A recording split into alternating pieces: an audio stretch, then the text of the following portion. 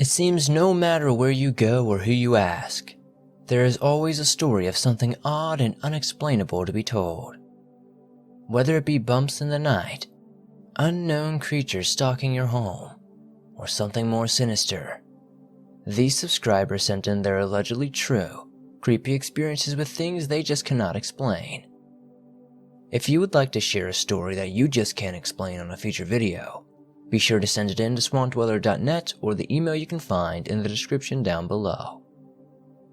Joining me today is my good friend Mr. X Dreams. He narrates creepy stories ranging from cryptids to paranormal and more. I'd highly recommend you subscribe and check out his videos if you enjoy his voice. Now, let's get into these tales of terror.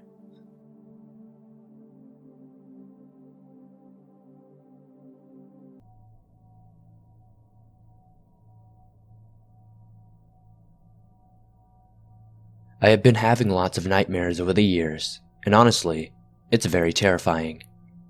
Sometimes I would have dreams of ghosts, haunting some of my friends and families, or going on night fishing with a friend at my grandfather's house and hearing cries and screams, or I would say something and I would hear my own voice come back to me, coming from the neighbor's house across the lake or next door. Anyway, on to the story. This happened a few weeks ago. It was around 10 p.m. Central Time for me, and I was very exhausted as it was a busy day. So I fell asleep, and in my dream, I remember being in my backyard, playing with a stick or something. I was playing until I heard a crack like someone stepping on a stick. I turned, and to this day, this will terrify me forever. What I saw was a creature that had blue, charcoal-like skin. I don't know how else to describe it. It also had claws, and the legs were twisted with claws, and looked like some four-legged creature with tall elbows with drool running down its mouth. It also had long, extremely sharp-looking teeth. I ran back to the house and the door was locked and the creature made a monstrous roar. My mom came out and asked what was wrong. I explained everything to her, and she said that she was going to check it out. She took forever, and I went out and saw the, thing, I'll call it that from now on, hiding in the trees, but my mom said she didn't see anything. I guess I went outside to play. I know it's stupid to go outside, but it was just a dream, and I remember seeing blue jays, and my parents came outside with the same exact stick I was playing with and said it's okay. Then I just simply woke up. No sweat on my bed, nothing. I simply just woke up. I'm sharing this because it was stuck in my mind every day, and I hope I never see anything like it again. If anybody knows anything about dreams or premonitions or anything, could this possibly mean anything?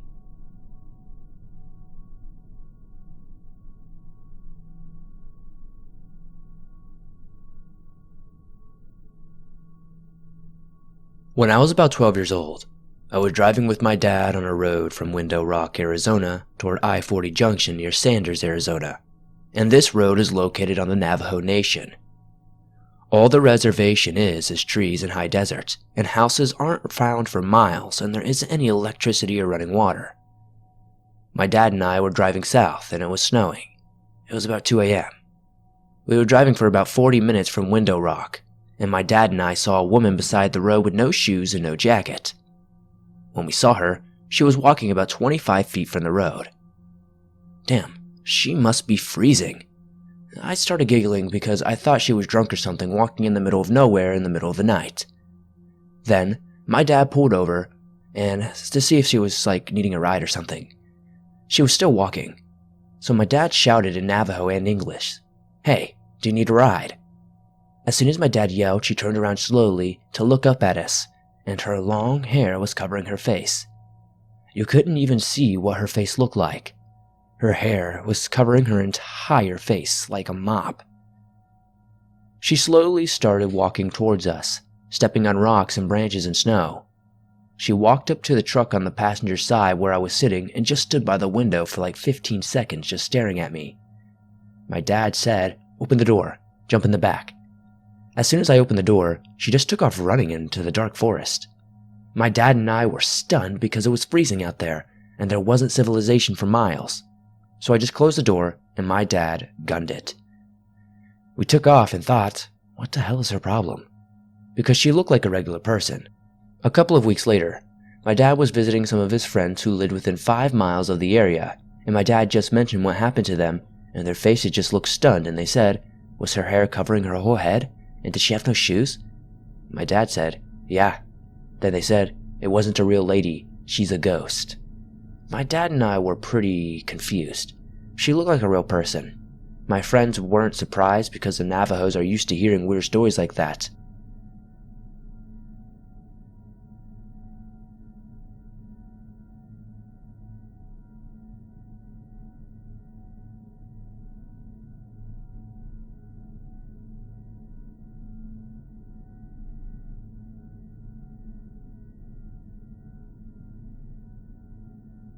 When I was a kid, my brother and I shared a bedroom.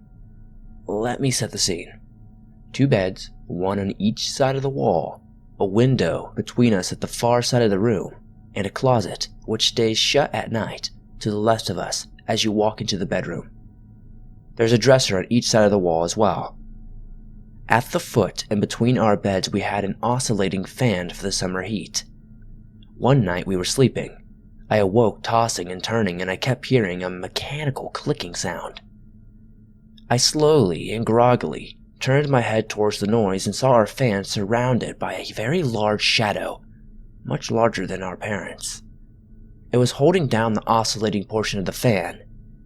I stared for what felt like forever, and slowly turned to my brother, who to my surprise was staring directly at me and gave me the smallest headshake of no. Here's the older brother, being scared, so I was obviously scared. So I listened and put my head back down and angled my view to keep an eye on the fan. The clicking continued throughout this time. After a few more minutes, the clicking stopped, but the shadow stayed and it just seemed to stare at us for a while. Then, out of nowhere, it moved very slowly in front of the fan and remained at the foot of our beds. A crazier thing to this was that we could still feel the fan as it was standing in front of us. Like this thing was, transparent. Our eyes darting back and forth between the shadow and each other for confirmation. We stayed awake the rest of the night, not wanting to close our eyes. The sun came up and we found ourselves with a story we couldn't explain to anyone, and an opened closet door. It's been 20 plus years, and we still talk about that night. It never happened again, before or after that. So, if anybody has any insight on what could have happened that night, please let us know.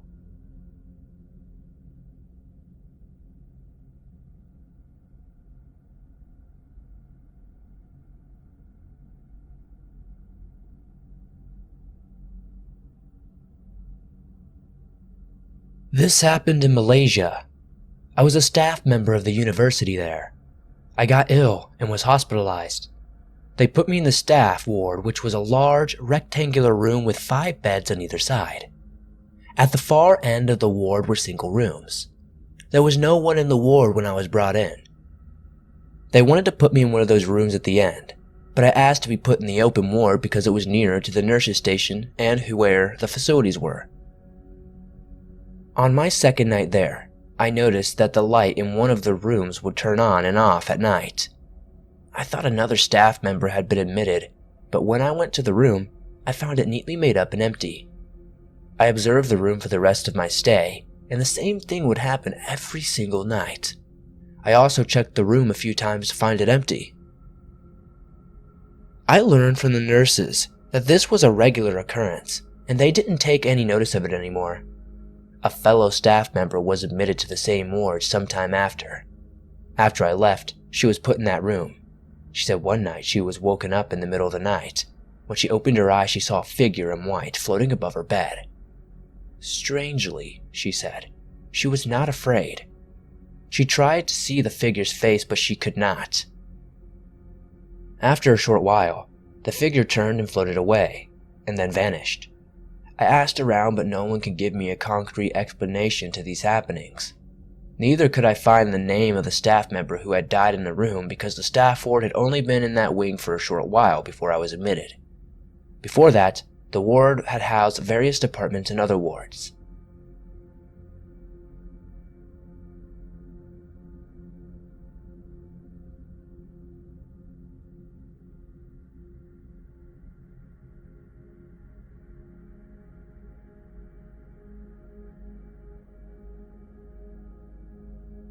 My uncle is a believer in the paranormal, but he always used to be a skeptic. That was until when he was just living in a shared house with some guys he knew. He decided on this house because it was cheap, and he knew some of the guys who lived there. He moved in and everything was normal for the most part, except he felt a little odd in the kitchen sometimes. However, one night he was home alone. His mates were out of the house, and he went down to the kitchen to make tea. It was then that he became a believer, as in front of the sink was a white, partially translucent cylinder-like thing that went from the floor to the ceiling that may have had a faint outline of a figure within it. The figure had no eyes, but he believes to this day that that thing was looking at him. At the time, he was certain that the strange thing was staring at him, and he was just so scared. He didn't feel threatened or anything, just incredibly shocked and unsettled, likely because his entire understanding of the supernatural had been rendered obsolete. He quickly ran out of the room and back upstairs, giving up on his tea. Later he came downstairs and the ghost, or whatever it was gone. He made his tea, but the room still felt ice cold. The next day his friends were back, and he waited until he was alone with the one of his best friends to tell. He trusted this one the most. He said to him, "Mate, has anything weird ever happened to you here?" He immediately replied, before my uncle was even finished speaking, "Oh, so you've seen the ghosts." His friend called everyone into the living room, and they all told their stories of meeting the phantom of the kitchen. Turns out they bought the house cheap from its previous owners, who warned them that it was haunted. My uncle's mates didn't believe in the paranormal and moved in. They all pitched in to buy it, and they let some others, like my uncle, stay in the spare room for rent. Eventually, they all encountered the ghost and shared their stories with each other. They stayed in the house because the houses were expensive, and this house was a great value, even with ghosts, because it was benign. My uncle stayed for a while, never encountering the ghost again as far as I know, and then moved out to another shared house with my dad and my mom, who were just friends at the time. My uncle is now a believer. My dad still doesn't believe in the paranormal, but he trusts that my uncle definitely saw something, but he isn't sure of what.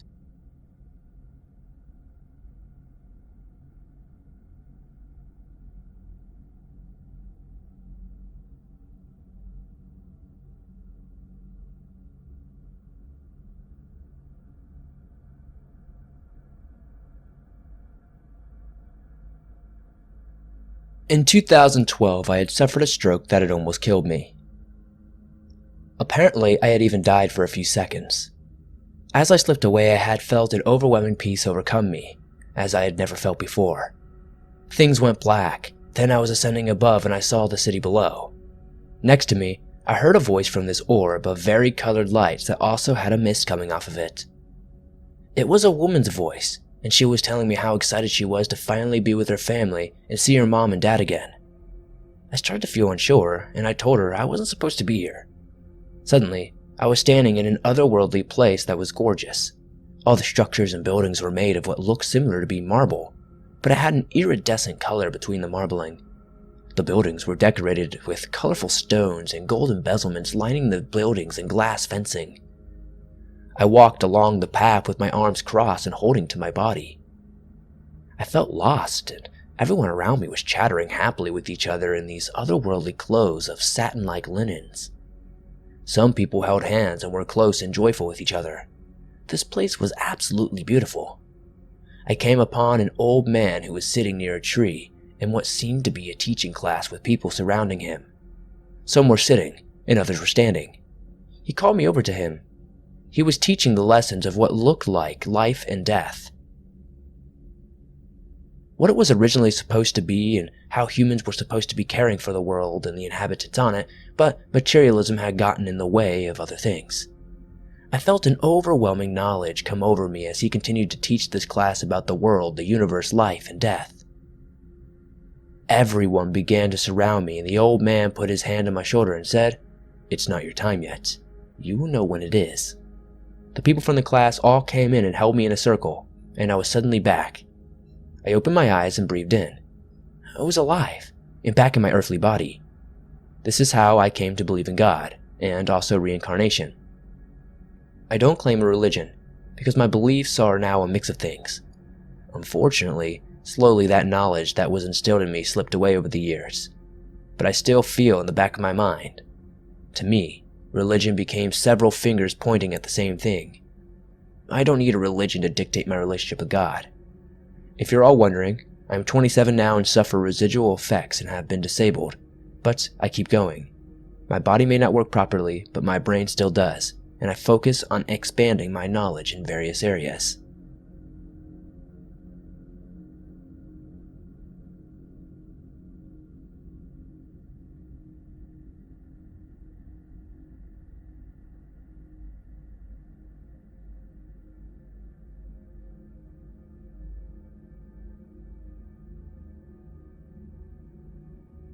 When I was 5, so this would be 22 years ago, my granddad, Tony, died.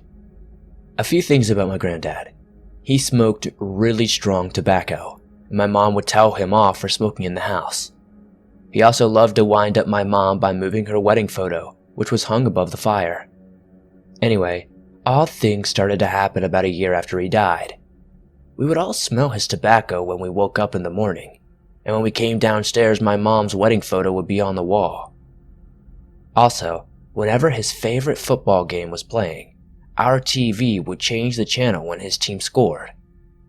We weren't overly concerned, and we have always believed in spirits. We would come downstairs in the morning and greet our granddad as if he were sitting at the table.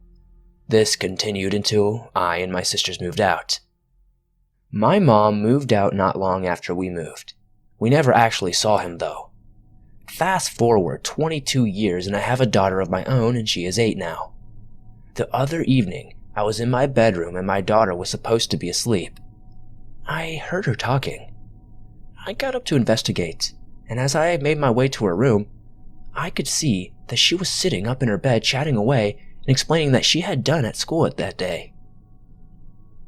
I asked her who she was speaking to, and she said she was speaking to Tony.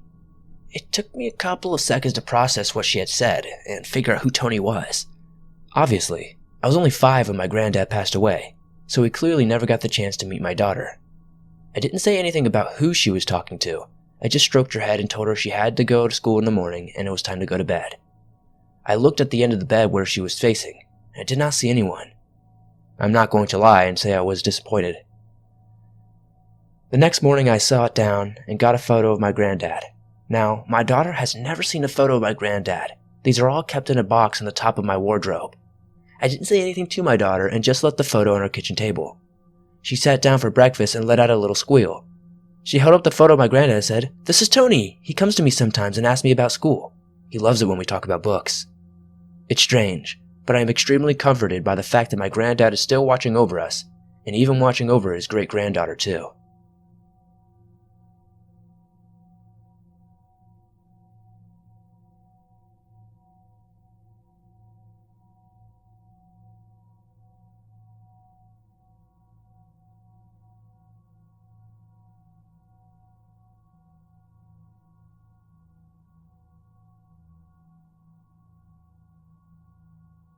I grew up and currently live in Manitoba, Canada, along the prairies, and my family is from northern Manitoba.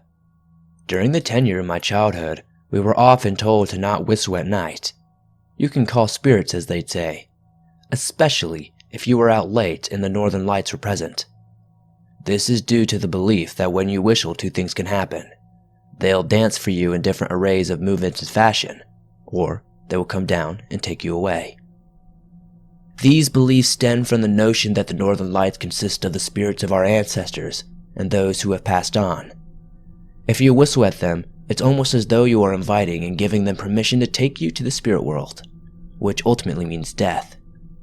My cousins and I used to do this when we were younger, probably between the ages of 9 and 11, and every single time they would look like they were coming closer, and every single time we'd run inside and tell our parents, and every single time we'd get in trouble. Though nothing happened to us during those times, I've heard many stories and dialogues over the years from other families and other family members and or friends on their experiences with the Northern Lights. Each story and experience is nearly the same despite people not knowing one another or living in the same areas. Some live up north, some live in the south. According to their accounts, these things happen when the Northern Lights come down. There's often a whistling sound that accompanies them. One of my cousins said it's similar to taking a glass cup and wetting your finger and running it over the top in a continuous circular motion, whistling. The other thing that occurs is they'll start changing different colors. Colors they don't normally take form in. They've said they turn pink, red, yellow, orange, etc., rather than the standard neon green you see in photos. They will also form in a circle above you, as low as the street lamps, one of my Sundance sisters said. As they make their way down, finally, they smell sulfuric. One of my friends recalled a girl who used to whistle to them all the time on this community. One particular time, she did this, and he said it smelled like sulfur all night. In parting, it's often said, in order to steer them away, if they start coming down, you can clap your hands loudly. This apparently scares them and causes them to go back up. You can also whisper things you want to say to those who have passed on, family members, friends, when they're around, but don't talk or yell.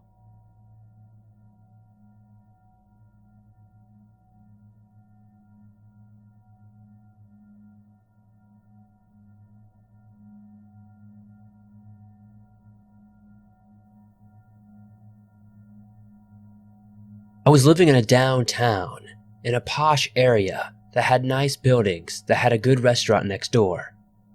The restaurant and the apartment building opened at the same time, so it automatically sort of became where everyone in the building went. And I worked across the street, so it was also where my firm would have client meetings and happy hours. I went in one night alone near closing time, which I had done in the past, and sat at the bar. I had been out that evening to happy hour, but that had been several hours before, and I had been home since then.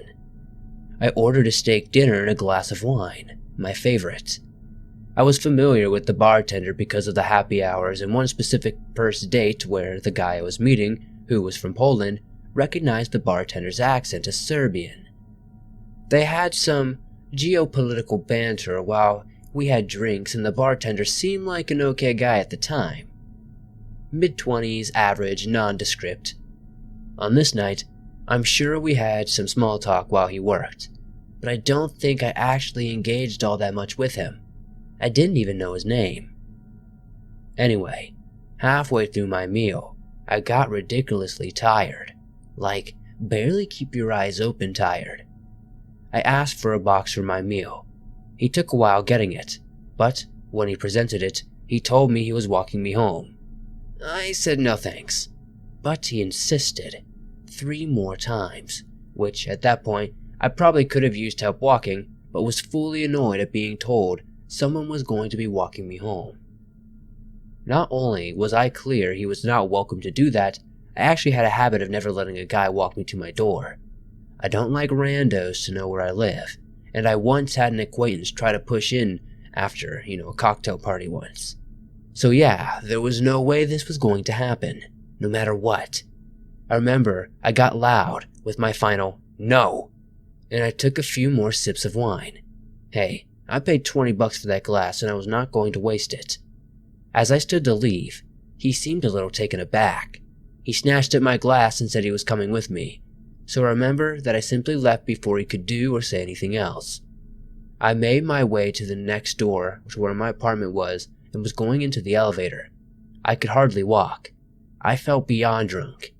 Even though I had barely finished half of my glass of wine, when I made it to the 8th floor, I could barely stand.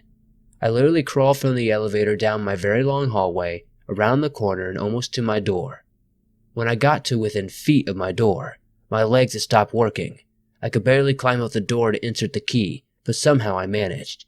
I dragged myself over to the threshold. I woke up the next day slumped up against my door and I had wet myself. I have never lost control of my body, no matter how drunken I've ever got. And I've definitely never slept on my floor where I dropped. It was crazy. I had a hangover from hell, and I was trying to figure out all day what had happened. I told myself that since I had been at happy hour earlier, maybe I was drunk and didn't know it when I went for my late meal. But I didn't remember feeling drunk when I was there, and I hadn't really eaten until the steak and potatoes I had ordered. I kept searching for a reason. It was a couple of days later I remembered how overly familiar the bartender had been in trying to walk me home. It chilled me at what could have happened if that guy had walked me home. I had no proof he had done anything, but somehow I just knew. I felt stupid that I had gone back out that night when I could have eaten at home, and I felt stupid for not watching him more closely, even though I had been alone at the bar. I felt stupid for going alone at the bar too, when I could have eaten at a table, but I just couldn't be sure enough of anything to report it anywhere. I just kinda hid for a couple of months, refusing to walk by the window in front of the bar of the restaurant and generally avoiding the corner altogether. It was at least 2 months before I could go back in that restaurant, and even then it was only for work. I was relieved when I didn't see him at the bar, but I had to ask if he was coming later or something just so I could miss him. When I asked where he was, the person behind the bar said really flatly, "Oh, him? Yeah, he's gone. We have to let him go." I remember searching the bartender's face for a clue and picked up on some mild disgust. So I said good or something, and then he started to talk about how he thought it was better for everything.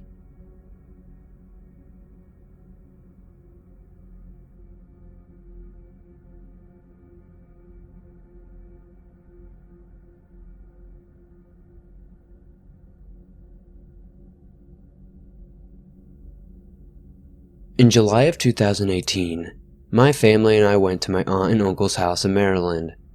They go on vacation for a weekend, and they let us stay at their house. They live like 10 minutes away from Baltimore, so we usually go there for a day and go back to the house later. Everything was fine until the third night. When we got back to the house, my dad and brother went upstairs because they were tired. My mom and I went into my uncle's office to go on his computer to see what we could do the next day. We heard some strange noises. My mom just assumed they were house noises, but the noises seemed a bit heavy to be house noises. My mom went to the bathroom and I sat at the computer looking at attractions when I heard my uncle's dog growling from the living room. She only growls or barks when she sees someone she doesn't recognize, so I got a little scared. My mom came out of the bathroom, and I told her the dog is growling at something. She went to the living room to check on the dog, and everything seemed normal except for one thing. The lamp was on, but the thing about that is I remember seeing it unplugged entirely. The lamp is also in the corner behind the giant couch, and the cord has a switch on it to turn it on or off, but the switch was closer to the floor. It would take a lot of effort to plug it in and turn it on. She assumed it was me and turned it off, but I kept telling her I didn't turn it on at all.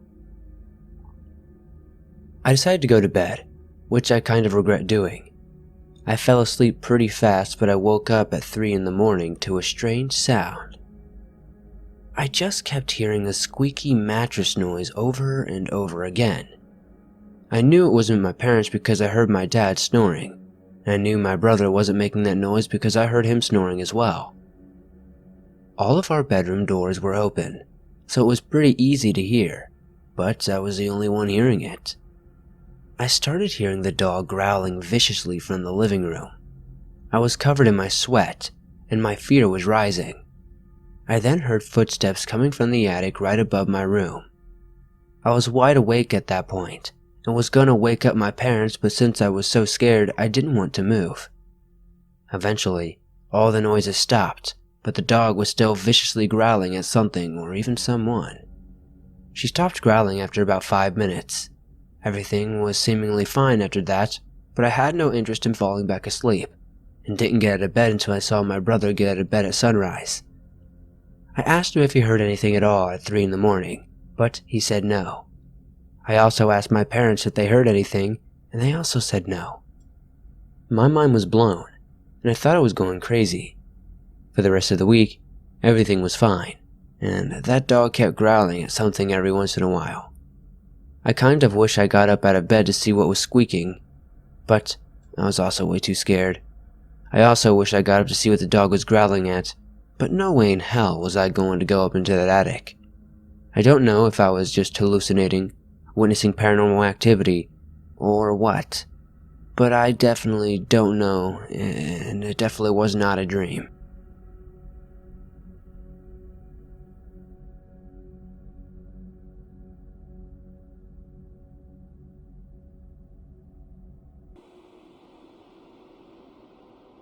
Welcome back to the swamp, everybody. Today, we are here covering some more unexplainable stories sent in by viewers just like you. As always, these stories are claimed to be true by those who sent them in, but it is up to you to decide whether you believe them or not. If you have a story you would like to share in a future episode, be sure to submit your story at swampdweller.net or the email you can find in the description down below. I would love to share your story with everyone here in the swamp. It's stories like yours that keep this show going. Now, let's get into these creepy bumps in the night that just can't be explained.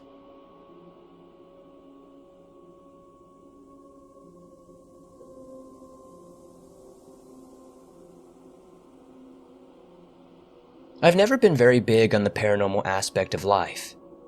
My wife and I lost our first home to a tornado. We stayed with her mother for a few months until we found an apartment. The first 4 or 5 months in the new apartment went pretty smooth. Then we started hearing bumping. The sounds of footsteps in the very small attic. That was really it for the first year or year and a half. Then things ramped up a little. My wife would see a shadow sometimes. I would hear my name being called every so often. We would occasionally hear a cabinet door slam in the apartment next door, knowing that her neighbor was visiting her boyfriend. The lady who had previously lived in our apartment had moved to the building across the common yard. She informed me that it wasn't just us that heard things, that she had also heard things. Our neighbor had been hearing her name, thinking it was one of us playing tricks on her. The whole time I had wanted to deny it all happening. One night, my wife and I are laying in bed, and we both see the shadow walk by our door. It was there, and then it was just gone, just like that. A few weeks later I wake up and there is a silhouette, a tall masculine figure, black as the starless night. He wore a hat, and he stood right in our doorway. I blinked, and poof, he vanished. I woke my wife up, told her, and that was that. For a while, it was like nothing had happened. Nothing really picked up after that. Then, one afternoon, I'm alone standing in the laundry room. I turned to walk out and a wooden fruit bowl my wife stored on the top shelf flew off and hit me in the back. It didn't just fall. It flew like 9 feet with force, might I add. I immediately called my wife. I also spoke with my aunt who suggested a sage smudge, which I did. Honestly, I think the act held it at bay until we moved.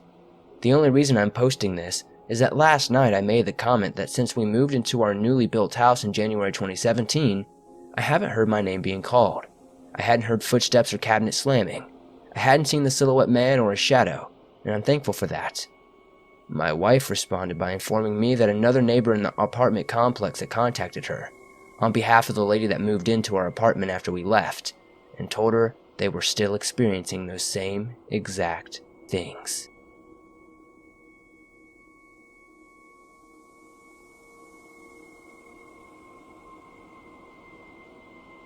Four people, including myself, were going through a graveyard at a town a few miles over from where we live. We were bored, and that's what 19 to 20-somethings who can't drink yet decide to do, I guess. We were weaving through the gravestones, and that's all I really remember. This is something I don't quite remember, so this is what one of the guys I was with told me happened. I walked into the graveyard fairly normal. And then I wandered off and stared at a tiny pond for about 5 or 6 minutes, frozen in place. One of the guys came up and shook me, but I didn't respond. They kept shouting my name, but I was just standing there, zoned out. They asked me what I was doing, and I mumbled, "It's hot in here, I want to jump in," as well as other variations of the same phrase. They finally ripped me from my spot, and I started trailing off again. They followed me around, and then I just fell to my knees. This is where I began to remember things. It felt like my lungs were burning. I couldn't breathe, and 2 of the 3 guys had to help me up. It felt like glass shards were bouncing around in my lungs when I tried to breathe. I had no idea what was going on. They hauled me out of the graveyard and got me in the car. The pain started to slowly subside and I could start making out words. One of the guys just happened to be a part-time firefighter and had medical experience. He asked me my symptoms as we drove back to a friend's house that lived in the same town to make sure I was okay. He didn't say it then, but according to him, the symptoms didn't make any sense. When we got back, my friend grabbed his mail, and there in paper, a couple of days ago, an elderly man living in the apartments on the town square died from smoke inhalation after the apartment caught fire. My firefighter friend finally told me that the symptoms sounded like smoke inhalation.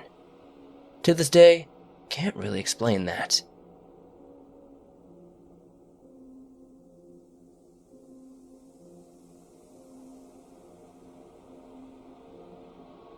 Since being a kid, I've experienced a lot of psychic behavior and brushed it off as it just being my own intuition. These past few months I've had very weird, unexplainable synchronicities, entirely accurate predictions, and overwhelming deja vu. I'm currently traveling through Europe, and right now I'm living in a remote area just outside of Madrid, Spain. Since coming here in mid-September, I've had the same dream every single night of a woman circling my bed and telling me very obvious things.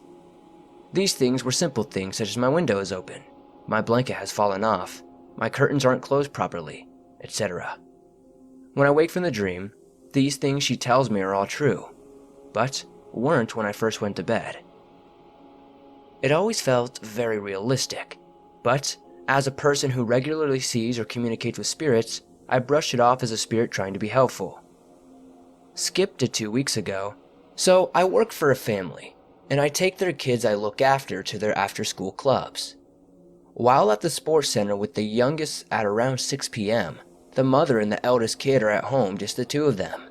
The house is very secure in a gated community with electric closing blinds in all the windows and doors. There had been me and the mother in the house all day long.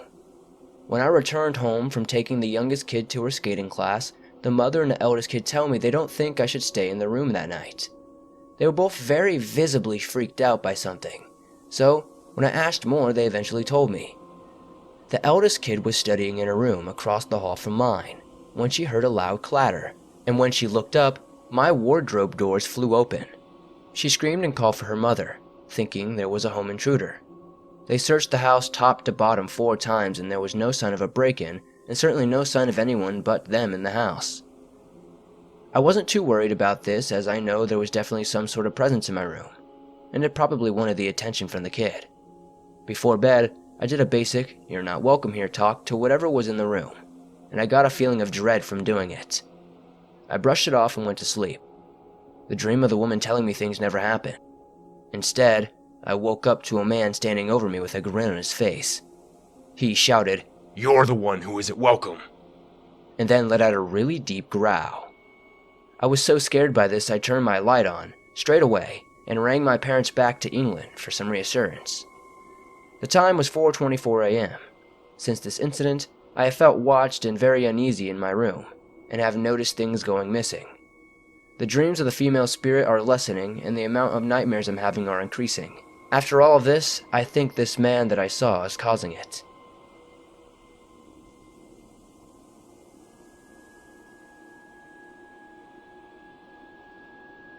My story takes place while in basic training in South Carolina at Fort Jackson. As you'd imagine, basic was everything I expected it to be. Drill sergeants all over you constantly, smoking and drilling you constantly. You can do nothing right, but you sucked it up and kept going anyway. It was tough, but it was worth it. I say all this because we had one drill sergeant who seemed a bit off from the rest. One day, we were washing our gear after a 12-mile ruck march when the sergeant walks out with what appears to be a baby. It wasn't, however, as it was a pale doll in dark clothing. This sergeant kept rocking the doll in her arms and talking to it as though if it were real, which is really odd and creepy if I'm honest. But anyway, fast forward to a week later, we were all getting smoked for someone dropping their ride. It was bad, as we were endlessly running circles around the barracks. After finishing our run, we formed up and awaited further instruction. We have mannequins that weigh about 180 pounds that we are forced to carry as punishment at times. My battle buddy and I look up, and in the window, we swear one is standing there, and I swear to God it moved its shoulders. We also didn't leave this thing anywhere near the window. Checking inside, we found nobody in that area. So, it either just got up and walked on its own, or somebody could have been playing a trick. Thinking back, I wonder if there's a connection between the drill sergeant's doll and the mannequins. I suppose I'll never really know, but I hope I never have to experience anything like that again.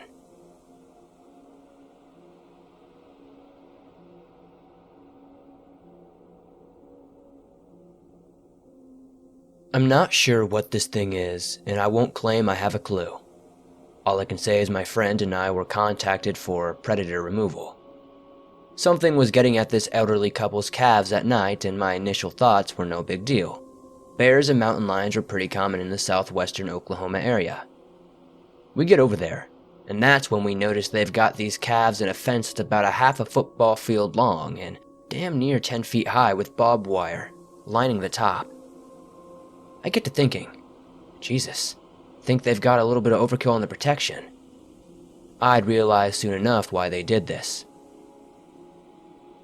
The farmer seemed to notice my shock at the defenses and then informed me he wished this was enough to protect their calves. He seemed perplexed as he explained that whatever was killing their calves was somehow getting over this fence after killing them. The older man recently even electrified the fence to add protection, but every morning a new calf was dead, missing, or both. Looking it over, the pen seemed fortified like a prison. The wife told us something even stranger after the man explained he carried weapons at all times now. She said, whatever killed the calves would come out at 2 a.m. every morning on the dot, and then would head off right after it kills and disappears into the hills. So in the interest of catching this thing, I wait around till about 1:55 in the morning when everything suddenly goes deathly silent. I'm talking no bugs or any sound. Everything ceased completely. I'm getting excited at this point, thinking I'm about to bag a bear or a huge cat or something. How silly I was for what I saw. Left me awestruck and dumbfounded. There was this huge, monstrous beast in the distance. It was completely dark, and it shouldn't have been able to see me, but it was hunched over, snarling with a long snout in the trees, staring right at me, or so it seemed anyway. I waste no time in firing a shot off, trying to hit the thing between the eyes.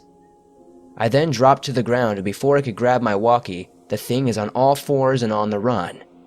I aim and fire off another 30-06 shell at the thing, but I don't think I killed it. Whatever this monstrosity was acted as though I merely scared it off. I'm not sure what I saw that night. I still have no explanation, and I was unable to ever find out. I will say, however, it is the most single, unexplainable thing I've witnessed in my time on this earth.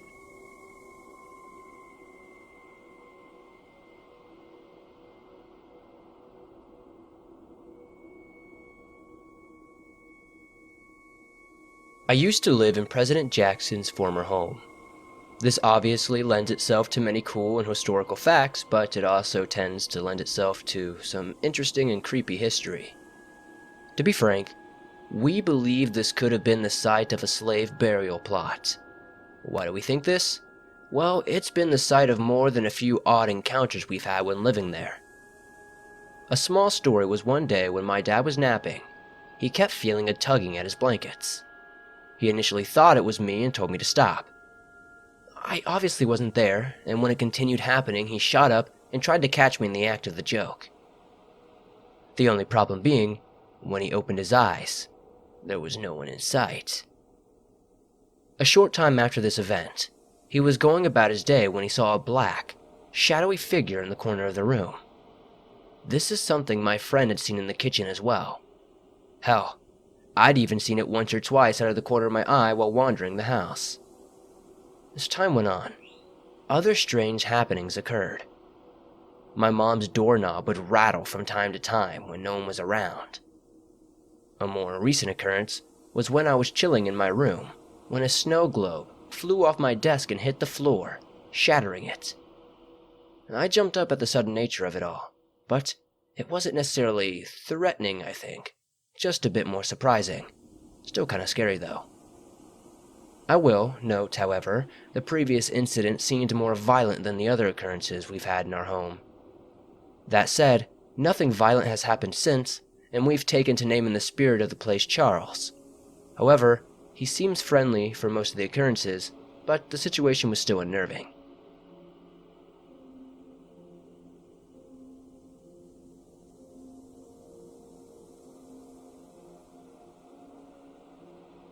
When I was 6 years old, my parents moved to the UK from Canada. The first house was huge and amazing. I'd never seen such a space in a house before, and I loved every second of the brief stay there. The next house we lived in was much smaller, felt dark, and something always seemed off about it. I was 9 when we moved into the second house, and I absolutely hated it. It was freezing all of the time, and it always felt as though you were being watched. My first incident in this home was around probably 2 in the morning one night. We'd moved in not too long before, and I was heading into the washroom when, on the way, I saw a guy with his arm around a woman on her couch. I was frozen, afraid to move when the guy turns his head and smiles. Freaked out, I ran to the bathroom. After using the bathroom, I was too terrified to leave initially, but I knew I had to. When I came back, the guy was still there, and when he noticed me, he started laughing hysterically. Needless to say, I didn't go out again. In fact, I was so afraid to go out at night that I started wetting the bed. I was terrified. Imagine seeing this sort of specter at night every time you go to the bathroom as a kid. Naturally, my parents did the parent thing and told me I was imagining things. And things eventually escalated with time.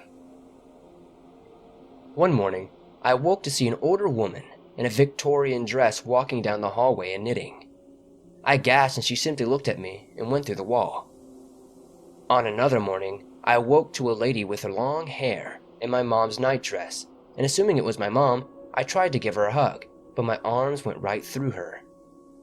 Another note is I'd braid my hair as it was so long, and I'd often wake up with braids undone, and my hair neatly scattered across my pillow. It was about 3 months later when my parents moved. I felt elated at this. I thought to myself, it's finally over. I later asked my mom if she ever felt anything off in that house, and as she would always stay at home. She mentioned at times she was washing dishes and got this intense feeling of being watched. Suddenly, someone was breathing behind her ear.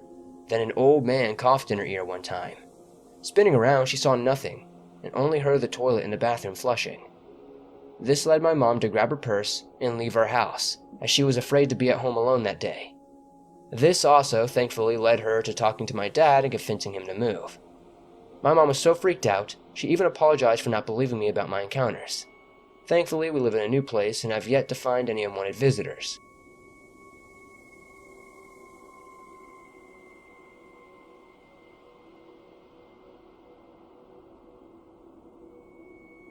I've lived in the mountains of northern Georgia all of my life. My neighbors, who live about a half-mile away, always told me these mountains are haunted. I didn't believe my neighbors at the time, but there is definitely a creepy vibe to say the least out here. I will say I always had that feeling I was being watched. Living in the mountains though, I just assumed it was wildlife of some kind or simply me being paranoid. I've had plenty of creepy encounters out here, but nothing I'd deem paranormal. At least at the time. On the night in question, well, I learned real quick these woods are indeed haunted. I was home alone that night. My parents were away and wouldn't be home until 4 in the morning. Throughout the night, I heard some weird sounds, but again, I just assumed it was the wind in the woods or an animal lurking about. Soon enough, my dog came up to me wanting to go outside so he could do his business, as well as go for a walk. I took him out to the backyard and enjoyed the sights that come with living out here. This time, however, the air was very still and things were silent. This struck me as very odd as it was summer, and that meant that the katydids and the crickets were usually in full force. I listened for the wind I'd heard earlier, or some sign of noise, or life in general, but it seemed there was nothing. You know when you feel like everything is too quiet? Well, that's how it felt. and I was getting that feeling of being watched again. Just as I am ready to bring my dog back in, I hear a loud snapping of a branch in the distance. Startled by this, I look over to where I heard the branch snap. That's when I saw a figure that stood 7 feet tall and looked human. Freaked out, I went back inside. Soon after this, while hunkered down, I hear the sound of footsteps on my porch. I'm trying to calm myself and slow my breathing when I hear the doorknob rattling. Suddenly, there was a scream so shrill and terrifying, I will never forget it. The scream was the sound of a terrified woman followed by a gunshot. Without thinking, I shot out towards my porch where I found blood, but no man or woman anywhere in sight. I looked everywhere, but there was nothing and no one in sight. The forest had returned to its normal sounds of crickets and life again. I told my parents about my experiences, and every time I'm home alone, I swear I hear footsteps on the porch. I never see anyone though. Needless to say, on that night in question, I didn't sleep a wink.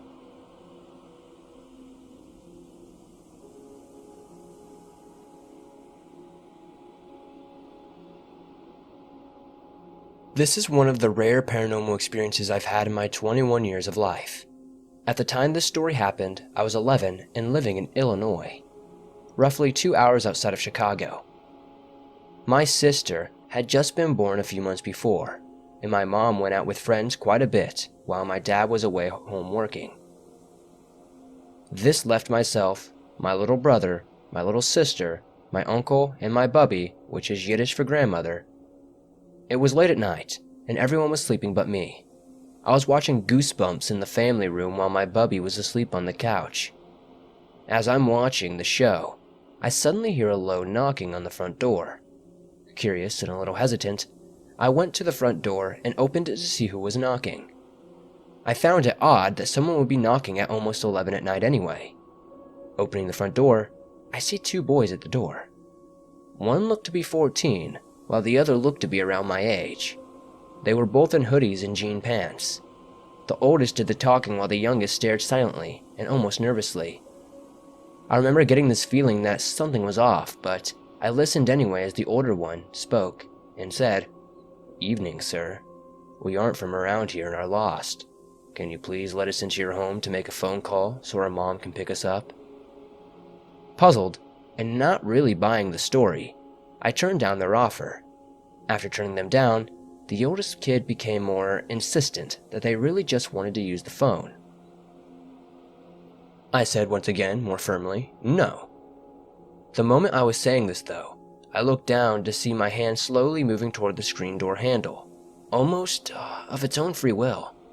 Freaked out by this, I pulled my hand back and shoved it into my front pocket, at which point, the oldest kid seemed to notice I was nervous. That's when he said, "Come on, mister. It's not like I have a gun." I stood there, stunned in silence for what seemed like forever, when suddenly the oldest kid dropped the kind act and appeared to grow angry. He then said, "Mister, we can't come in without your permission. Give us permission." I insisted yet again, no. It was at this point the boys removed their hoods, and I'll never forget what I saw to this day. They had completely black eyes. No pupils. Nothing. I was so shocked by what I was seeing that I spit out the dumbest excuse I could find to get them to go. I insisted for the final time I wouldn't be letting them in, and informed them I had to go to the bathroom before slamming the door in their faces. My bubby woke up to the sound of the door slamming and quickly questioned me about it. I told her she wouldn't believe me if I told her why I opened the front door before promptly rushing to the bathroom. After this, I remember grabbing a bag of potato chips and watching the door for 35 minutes until my father returned home from work. My dad home, I then went to sleep. The next day, my neighbor told my dad about 2 boys who we saw walking away from the driveway, but upon reaching our mailboxes, they simply vanished into thin air. I've never had an experience like this since, but I will never forget it.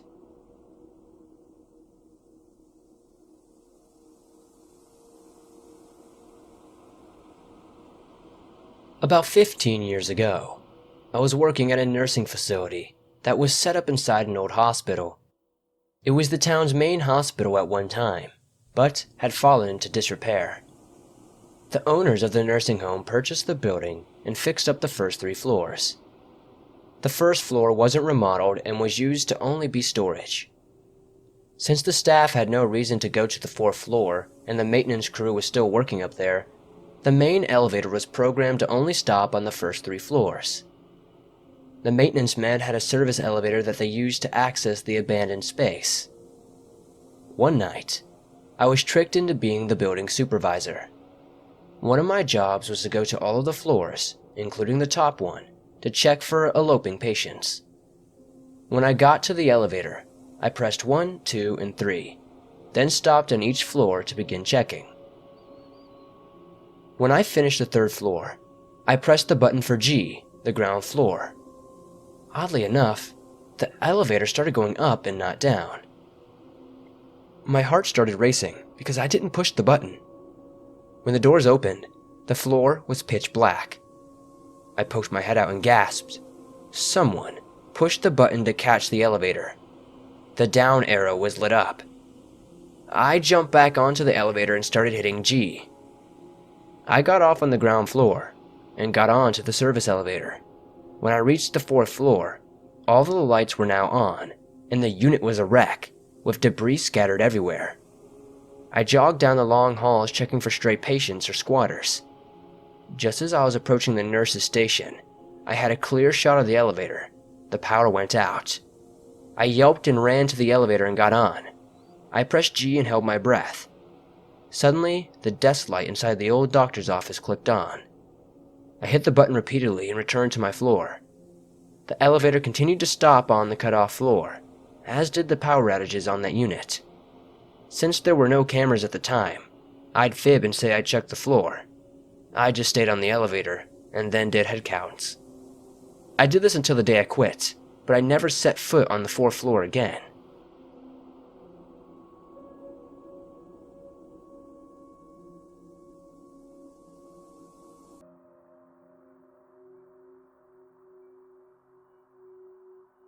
This one comes from another driver of the same company I work for.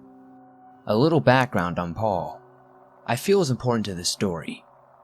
Paul is a 6'4", 235-pound muscular guy who is 100% health nuts. He doesn't drink or use any type of tobacco products. He also very rarely is scared by anything. Also worth noting, all of our trucks have inboard cameras facing the driver and road in case of an accident. There is evidence of what happened. They only come on if the truck experiences a hard impact or the driver slams on the brakes, but only records for 13 seconds. Now, on with the story. When a truck has any sort of problem that the company believes its mechanics can fix, and if it's near an S terminal, they will generally have their driver bring the truck to be looked at. One day while in our Alabama terminal, Paul noticed his truck was idling funny, so he decided to have it looked at before leaving. The mechanic looked at it, found the problem, and said he would have to swap it into a different truck for the time being, as the repair would take a few days, which Paul did not have. He assigned him a truck and said, "It's been freshly processed, the previous driver suffered a heart attack and died in the sleeper." Paul just shrugs it off and puts his bags in it, back under the load, and leaves. The first few days went about as normal as they could go. The 4th day, however, Paul said he began to notice a very odd smell, like maybe a cigar or incense was burning. He blew it off thinking maybe the previous owner smoked or burned some candles or something when he parked. The smell goes away and Paul continues on his way. When he finally stops that evening, he goes inside the truck stop to grab some food. Paul always brought his Yorkie, Sylvester, with him, so when he stopped he could crack the window of the truck and allow fresh air for his dog. As he was walking back to his truck, he notices smoke is coming from the cracked windows. He rushes to his truck, fearing Sylvester may have chewed on a wire and caught something on fire. But when he opens the door, the truck has no smoke in it, only the smell he had experienced earlier in the day. Putting it off as him being tired and seeing things, Paul climbs in with Sylvester, gives him his usual Slim Jim and smart water snack and drink, and begins to eat his own dinner.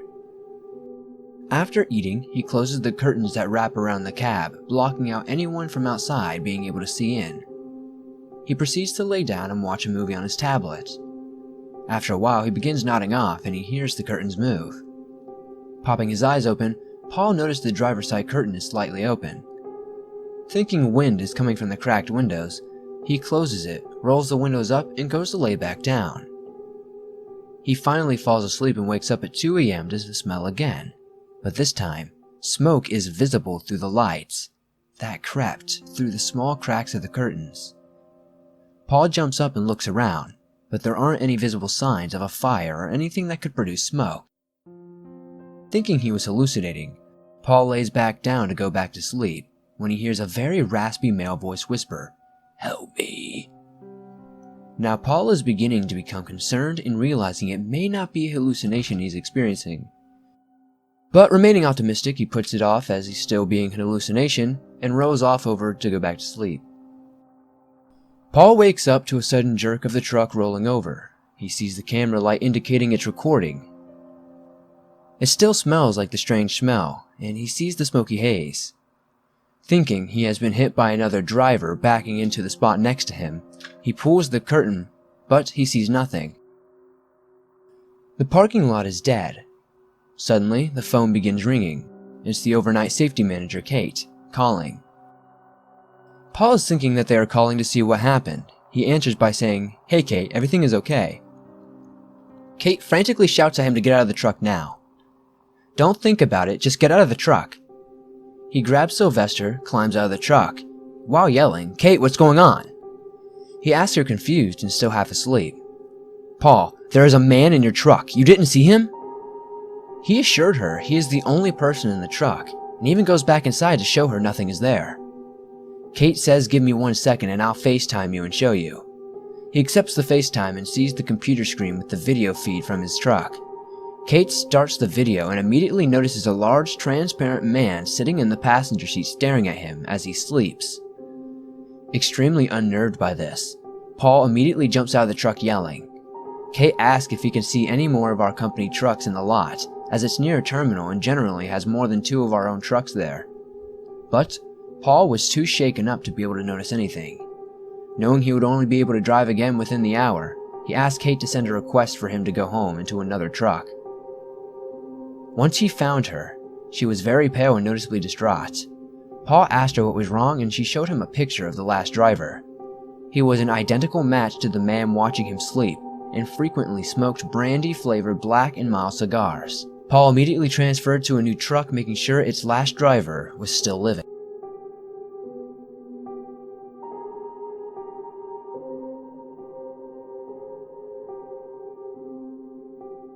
Let me start out by saying, I did not believe in ghosts, demons, or anything of that sort until I lost my papa to dementia. The last stages of his dementia were hard to go through for me and my mother. He was forgetting how to do everything and even forgot about who we were. Me and my mother stayed up so much trying to take care of him day in and day out that we were very much often sleep deprived. One day in particular, I was going to eat Chinese food with some family. And mind you, I was definitely sleep deprived that day. I looked up into the clouds. I was always taught to look up into them and you'll see nice things. That was, however, not the case of this. I had a bone-chilling experience that sent chills down my spine. What I saw, I wouldn't ever wish this on anybody else. It was a silhouette of something with a tail and horns in a white cloud. It scared me so much that it made me sick.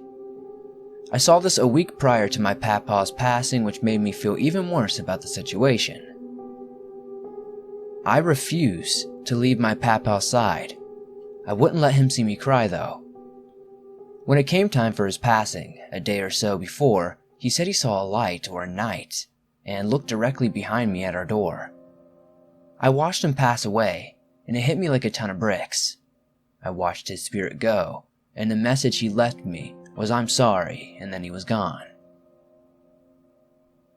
After he passed, my mother noticed something strange. We are a Christian family, and been taught to be absent from the body meant to be present with the Lord. My mom saw my papa's dark silhouette, or what appeared to look like him, in my sister's picture frame. I didn't believe her at first, and thought it was just the grieving process until I saw it for myself. I thought I was going crazy and had myself checked for schizophrenia. I'm definitely not a schizophrenic. My mom asked our doctor about the situation, and he said it could be an illusion, but there's nothing in the way of the picture frame, nothing reflecting. We used all the logic in the world we could find, and you can still see it when it's dark. Recently, we invited our elderly neighbors over to check it out. They are best friends of my papa and mama, and they saw it as well. I invited my aunt and cousin to see, and my sister and a few of my friends, and they all see the same thing. One of them freaked out and said, "I gotta get up out of here." We thought he was looking after my sister because she was going through a lot. It's still a mystery what's there. It doesn't hurt anyone, or at least it hasn't yet. It does give me a super spooky vibe though.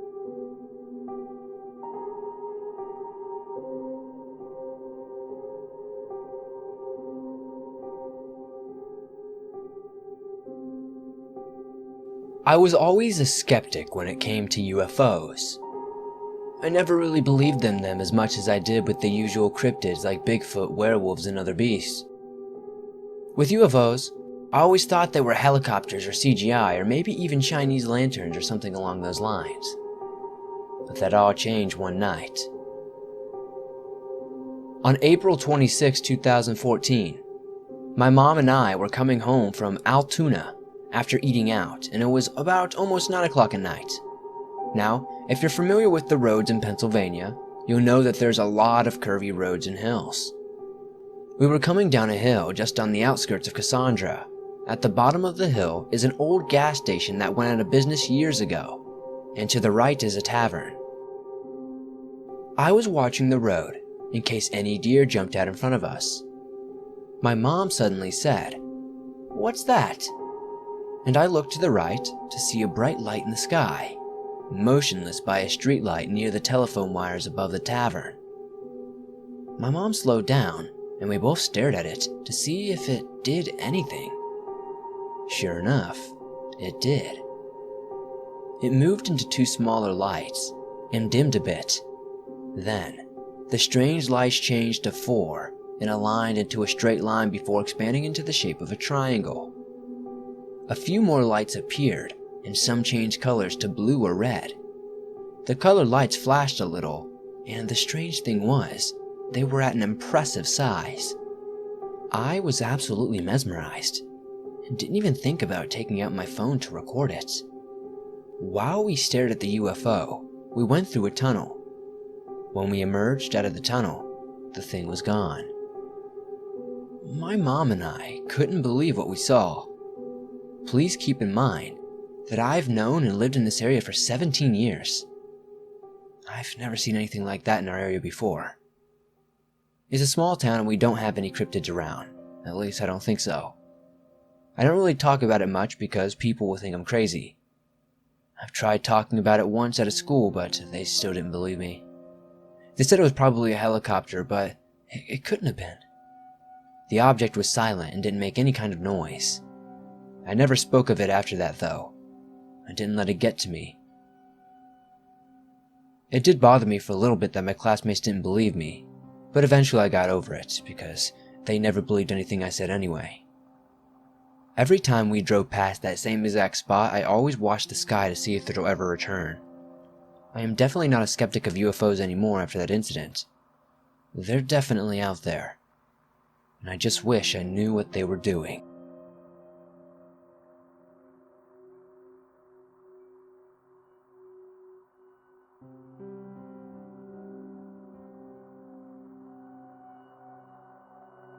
For a while now, my husband and I have collected several vintage and antique items.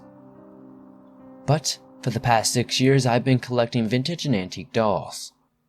I don't find dolls creepy like most people do. I find them to be pretty things children can play with and find company when they feel alone. Since most of the dolls I buy are old, I don't know the names the original owners gave them. So most of the time I just give them names that I can't get out of my head when I think of the doll. This one doll I got from a doll shop a while back has been one of my favorites. A beautiful composition doll for the late 1930s. She has very childlike features to her, When I got her, I couldn't come up with a name for the longest time. Then, one day, the name Emily popped into my head. I don't tell people what I name the dolls I buy because I believe each person should name the doll something special to them. Now, my husband and I would babysit the 3-year-old from time to time downstairs. When his mom had to work late or overnight because she worked at a hotel, he would play with some of the dolls or toys we had to keep him entertained. When he would ask me what I did name the dolls, I would always answer, "You call them whatever you want, and they will answer." And he always said okay. One day, he wanted to play with this new doll I got, which is Emily. He asked me what he always asked me, and I gave him the usual answer, and that was that.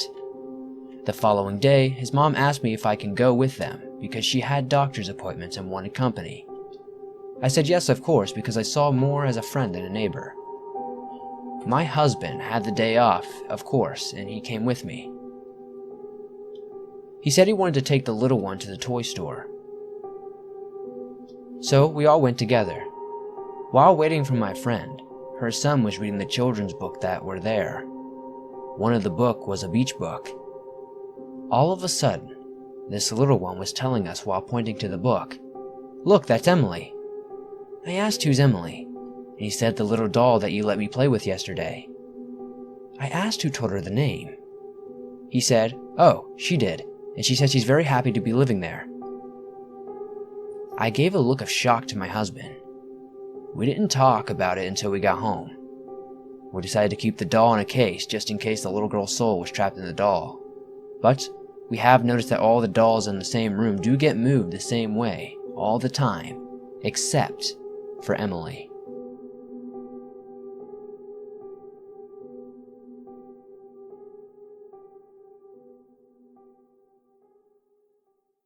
First off, I never believed in ghosts until I came into contact with one. My name is Dan, and I am 16. Ever since I can remember, I've always loved American history, and have been fascinated by the wars America has participated in. The war that I am most into is the Civil War. I am a firm believer after the experience that I had at one of the most haunted places on the planet. That place is Gettysburg. This story takes place in spring of 2017. For spring break, my mother and I decided to take a trip to Gettysburg with my grandparents since my grandfather was the one who initially got me into the Civil War. My family has been going to Gettysburg as early as the 1970s, and I myself have been there 8 times. We have toured the battlefield during the day, and I wanted to tour the battlefield again since I was leaving the next day. My mom agreed to take me out again that evening. While my mom and I were out in an area called Little Round Top, there were some of the most ferocious fighting in the 3-day engagement that took place. I was driving our car behind the wheel. This particular battlefield was pitch black, not a single street lamp for miles, and my mom and I were the only ones there. While I was driving, I started to get a feeling of dread and was becoming anxious.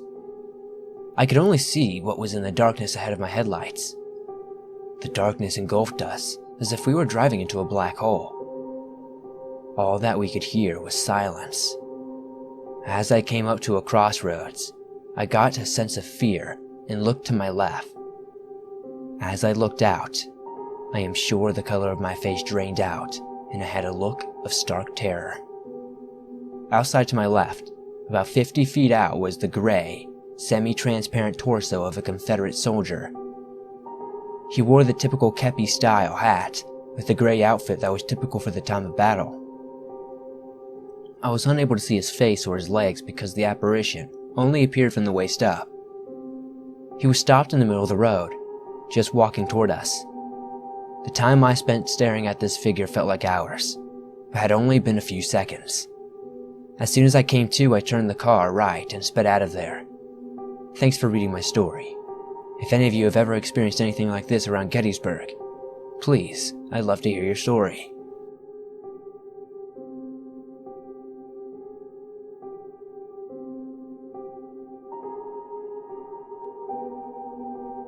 Over a decade ago, my best friend told my sister and I a story. We were all in college and she was living at her parents' for a while.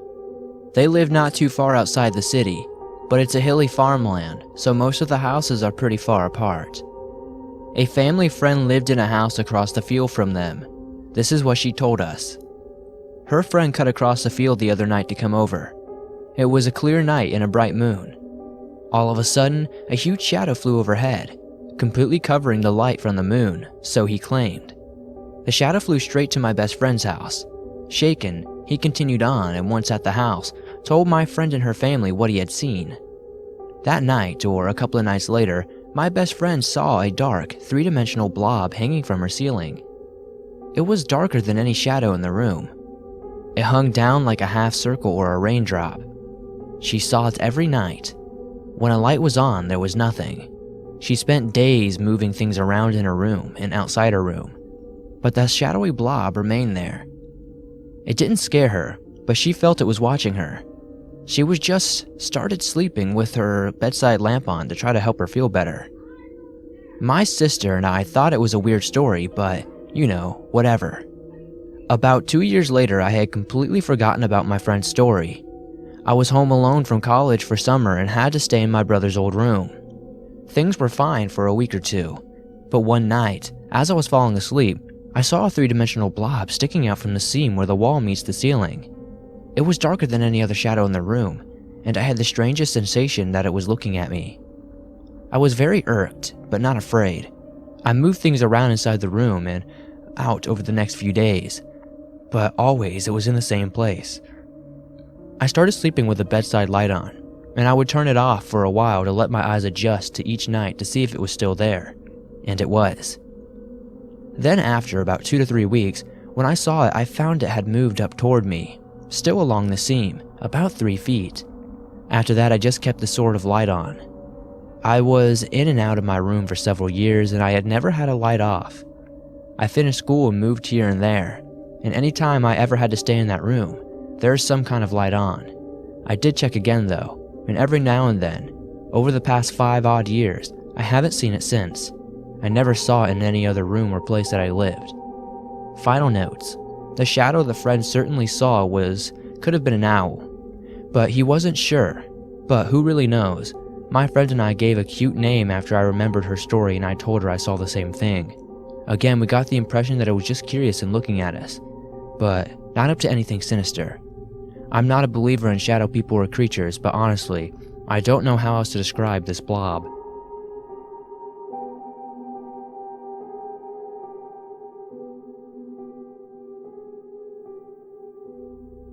A few years ago, my friend Tez and I set out on a great American road trip. We were going to drive from New York to Los Angeles, zigzagging through the country for 6 weeks. We were both in our early 20s, pretty broke, and as my mom had been a long-haul trucker, I suggested that we save a ton of money and we should sleep in the back of our hatchback. It was a pretty cozy setup. We bought some blankets and sheets at Goodwill and cut them up to make curtains. By the end of the first week, we had gotten this setup camp in about 10 minutes. We had our luggage moved to the front, curtains up, bedding laid down, and out for the night. We slept in parking lots, free camping sites, rest areas, and basically anywhere it seemed safe and semi-legal. There was never a night after the first night where we felt scared, until the last week on the trip, in Arizona. We were near Flagstaff and had gotten pretty used to our routine. We didn't go out on a set schedule and never worked or drive more than 3 or 4 hours a day. No destination really in mind, outside of a few must-see landmarks. We'd drive to places we found at night before on Google and take suggestions from other campers, locals, and people we met. We'd also gotten very good at making friends. We went to Denny's with a group of rednecks and met a campsite. In the back of their pickup, because I got hungry and overheard them saying they were going to go, we met an 80-year-old cowboy who took us out to drinking and taught us to line dance at a country bar. We played the guitar with some musicians in the middle of a thunderstorm, got fed breakfast and dinner by tons of campers who invited us to hang out with them, and spent the 4th of July with a family who basically adopted us into their campsite. Basically, every encounter we had with a stranger was a positive one. This night didn't look to be any different. We found a free campsite on Google and drove up into the woods, following our GPS. We were pretty far out of town, and something seemed a little bit off when we pulled up to our campsite. There was one RV parked and 2 cars further up in the trees. We pulled up near the RV and a man opened the door. Tez waved hello and he just stared at her. His expression was completely blank. Then, as if he hadn't said anything, he just slowly closed the door again and staring at us through the window. I was figuring he just wanted some privacy and he thought we'd be obnoxious. We pulled farther down the road and found a flat spot to park the car. Instead of our usual routine of setting up camp immediately while there was still light out, we goofed around for a little bit, smoking and laughing and taking dumb photos of ourselves. Tez pointed out that a campfire farther down the campsite, and we decided to go be friendly. We'd met so many cool people in the previous 5 weeks by just going up and offering beer or just chatting, so we wandered over. Near the campfire were 2 men, the owners of the cars we'd seen earlier. They seemed friendly and we sat down and chatted with them. They were drinking and smoking, so we sat down and had a beer with them. One of the men seemed pretty off, and we came to find out that 2 of them didn't actually know one another. The older man was definitely on some sort of drugs. He was spinning in circles and talking about UFOs, and however, they seemed harmless. This left us chatting with the younger man who claimed to be a former park ranger. He was handsome and easygoing, and we spent several hours just chatting about our trip, families, and everything. Then he started talking about the bear. He'd seen a bear earlier in the forest. Tez didn't believe him and he pulled out his camera to show her some photos of the bear. It was very close to the campsite and we both were a little freaked out. It wasn't unheard of for one of us to get up and go to the bathroom in the middle of the night, so the idea of a bear hanging around in the night spooked us. The ranger just laughed, and then his expression changed completely. It's hard to describe, but his voice seemed somehow cold. He said, "If you get out of your car in the middle of the night, it's not a bear you should be worried about." I kept waiting for the laugh, and for him to nudge Ted's with his elbow. Joke's on the foreigner, and they say the city girl, right? He never did. I laughed awkwardly and made a dumb joke about serial killers in the woods. My friend laughed as well and joked about Texas Chainsaw Massacre. We moved to another subject. Within 5 minutes, the ranger had come back to it and was talking about something grabbing us from our car in the middle of the night. No matter how we tried to steer the conversation away from serial killers, he kept latching back on. The older man was high as a kite at this point and was staring at the stars, not talking. We'd just awkwardly laugh and sip our beer and try to get the conversation going somewhere else. Then, the ranger stood up and walked towards the cooler to get another beer. At this point it was pitch black out and I can't see anything outside the circle of light from the campfire. The beer cooler was outside the circle. Suddenly there was a red dark in the darkness, and it took a moment for me to realize that it's a camera. The ranger is holding a camera. He had taken a photo of us. I could see the screen on the digital camera light up. Now, it wasn't very odd for people that we met to take pictures with us. My friend Tez is gorgeous, dark hair, blue eyes, with like a young Megan Fox, and we were pretty friendly. People like having pictures of themselves, too. It was an extremely strange thing to have this person taking pictures of us without asking or even indicating that that's what he was doing. We were both staring at him like deer in headlights at this point, but instead of realizing what he was doing is a bit weird, he checks his camera, adjusts some things, and takes another photo, this time with the flash, not asking us to smile or proposing a group photo, and no explanation. After this photo, he comes back and sits down by the fire. Not a word said about the photo. At this point, me and Tez are mutually freaked out. We make some BS excuse that we need to go set up our campsite and nope the hell out. When we stand to leave, the UFO guy smiles and says, "Have a good night." Ranger, however, looks at us and smiles and doesn't reach to anything, and he just says, "Be careful out there. There's more than bears in the woods." Every hair on the body stood on end. I wasn't alone in my discomfort either, because Tez laughed a response out and pulled me away from the campfire towards our car. We rushed back to the car, which we only found in the dark by referencing the RV, and jump in the front seats. My friend Tez is all about hyperventilating. Why did he take pictures of us? I was shaking. I responded, "I read the serial killers sometimes warn their victims." She stared at me for a second and locked the car doors. "Do you think he just took victim photos of us?" We both freak out. She's in full panic mode, turns on the headlights of the car, and I immediately yell her to turn them off because now he knows exactly where our car is. God knows why, but that's the only night not to set up our camp. We didn't need to tear anything down, so we just got out of there as soon as light came. As we got into the dirt road, the ranger was walking towards our car, and with that same cold expression. So I hope I never meet that ranger again.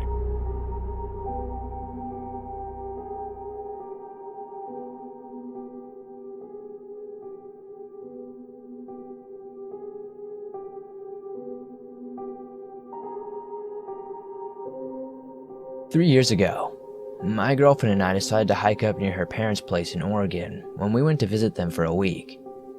We decided to bring camping gear and stay the night. I had only been camping once before, and it was in Boy Scouts, so it had been a long time. My girlfriend grew up camping and knows her way around the area very well. So, myself, her, and her parents' dog, Bear, a huge Newfoundland lab mix, headed up the trail. We saw a few people out, but they were mostly just day hikers. People loved Bear and stopped to pet him, so a little after 6 we made camp, set up our tent, and pulled out our grub. We had decided to buy big sub sandwiches, stuff for s'mores, chips, and a few tall boys of beer. I fired up a joint and she pulled out her guitar after we finished eating. Great relaxing night, and we started winding down, getting ready to head to bed. She was in the tent getting dressed for bed while I was finishing the joint and making sure the fire was out. Suddenly, Bear growls this low menacing growl I've never heard him do before. I pet him and look around figuring it's an animal or something. We get to sleep at around 1. I wake up and my girlfriend is shaking and she looks terrified. I hear Bear growling beside us and she holds her finger up talking low. She tells me she woke up to voices. I listen and I hear what sounds like 2 men talking. Then we hear something absolutely terrifying. One of them says to his friend, "I'll take the girl, you get rid of the guy."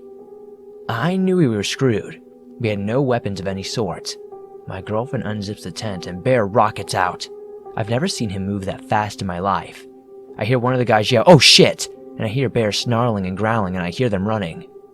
My girlfriend takes the satellite phone and her dad insisted that we carry it and, thank God, calls her dad. He calls law enforcement and they sent people out to there. They told us to stay in the tent.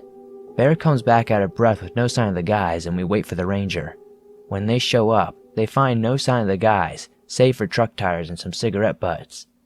They gave us a ride back down to our car later that day. Bear got a steak and plenty of love.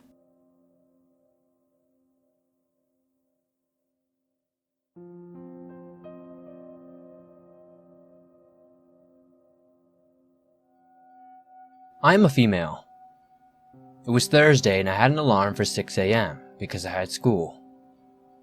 I woke up to my alarm blasting in my ear. I grabbed my phone and turned the alarm off. I was awake now and was glued to my bed, so I decided to go on Instagram.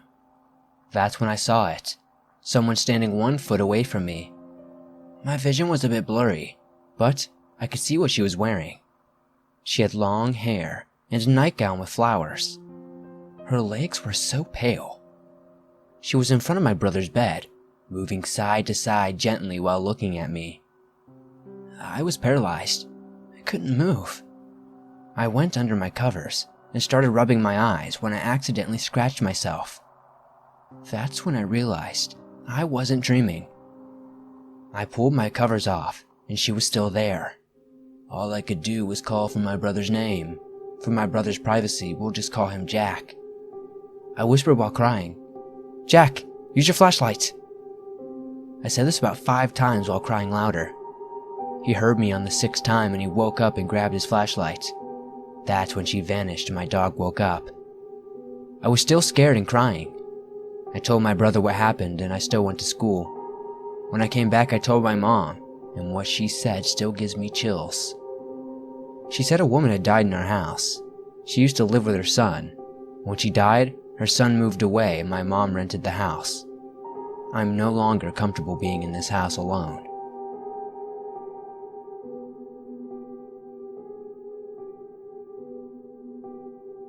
I was in the woods camping with my friends, and we were screwing around. Just a normal teenage activity. By the time everyone was starting to bunk down, we heard some screaming across the park. We dismissed it as a pack of coyotes howling at the moon. As it turned out, what we heard wasn't coyotes, but actually something much worse. Later that night, I woke up to the sound of sticks snapping. I thought it was my friend putting more wood into the fire, which didn't make sense because we were trying to sleep, and we didn't need the fire at that moment. I whispered to my friend, and he was in a tent. We decided it was just a critter and rolled back over to sleep. Then something started scratching at my tent. I was still half asleep when my friend called me, AJ, and I realized it wasn't my friend, but there was this huge shadow of this thing outside my tent. By my estimation, it was easily 7 feet tall. It was trying to get in my tent, and when I realized what it was doing, I grabbed my hunting knife. I take it with me on camping trips, and yelled at it to get the fuck away from me. I realized I knew it was coming for me, and it started to scratch at the tent more. At which point, I screamed louder than I have ever screamed in my entire life. I think I finally scared it off with that. We decided to pack up and head the hell home. When we got to the exit of the park, I felt so relieved, and when I got home, I did some research and found out what was most likely attacking us was probably a skinwalker or a wendigo. I had heard of them before but never encountered one. Thankfully, me and my friend survived.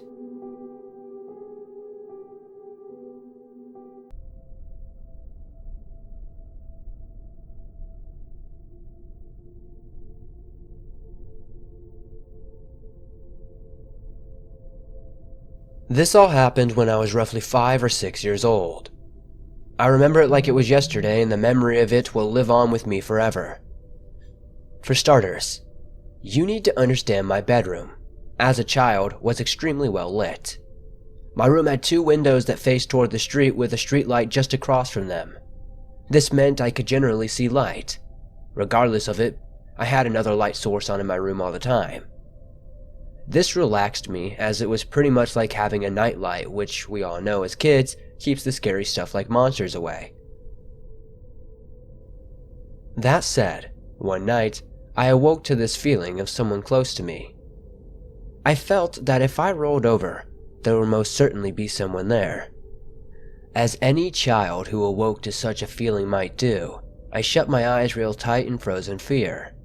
After what felt like a lifetime, I felt I had to open my eyes. As I did this, I saw it. A figure on the left side of my bed with big red eyes leered at me. Its eyes had a glow, but despite it being on the side of the bed closest to the streetlight, the body of this thing was in the darkest black I've ever seen in my life. Terrified by what I saw, I quickly snatched up my sheets and pulled them over my head while screaming for my mother like my life depended on it. It wasn't long before my mother rushed in to see what was wrong. The look on her face was that of any parent who would hear their child screaming at night. She was afraid something had happened to me, and it showed with her terrified expression. Naturally, the moment she had entered the room, I looked around and realized the figure had vanished. I haven't seen this figure or anything like it since that night. Still, the haunting sight of that thing will live with me to the day I die. I tried to tell my mom what had happened, and she reassured me it was all okay. I think she just was happy that I was fine. Has anyone out there ever experienced anything like this figure themselves? If so, please share what you think it was.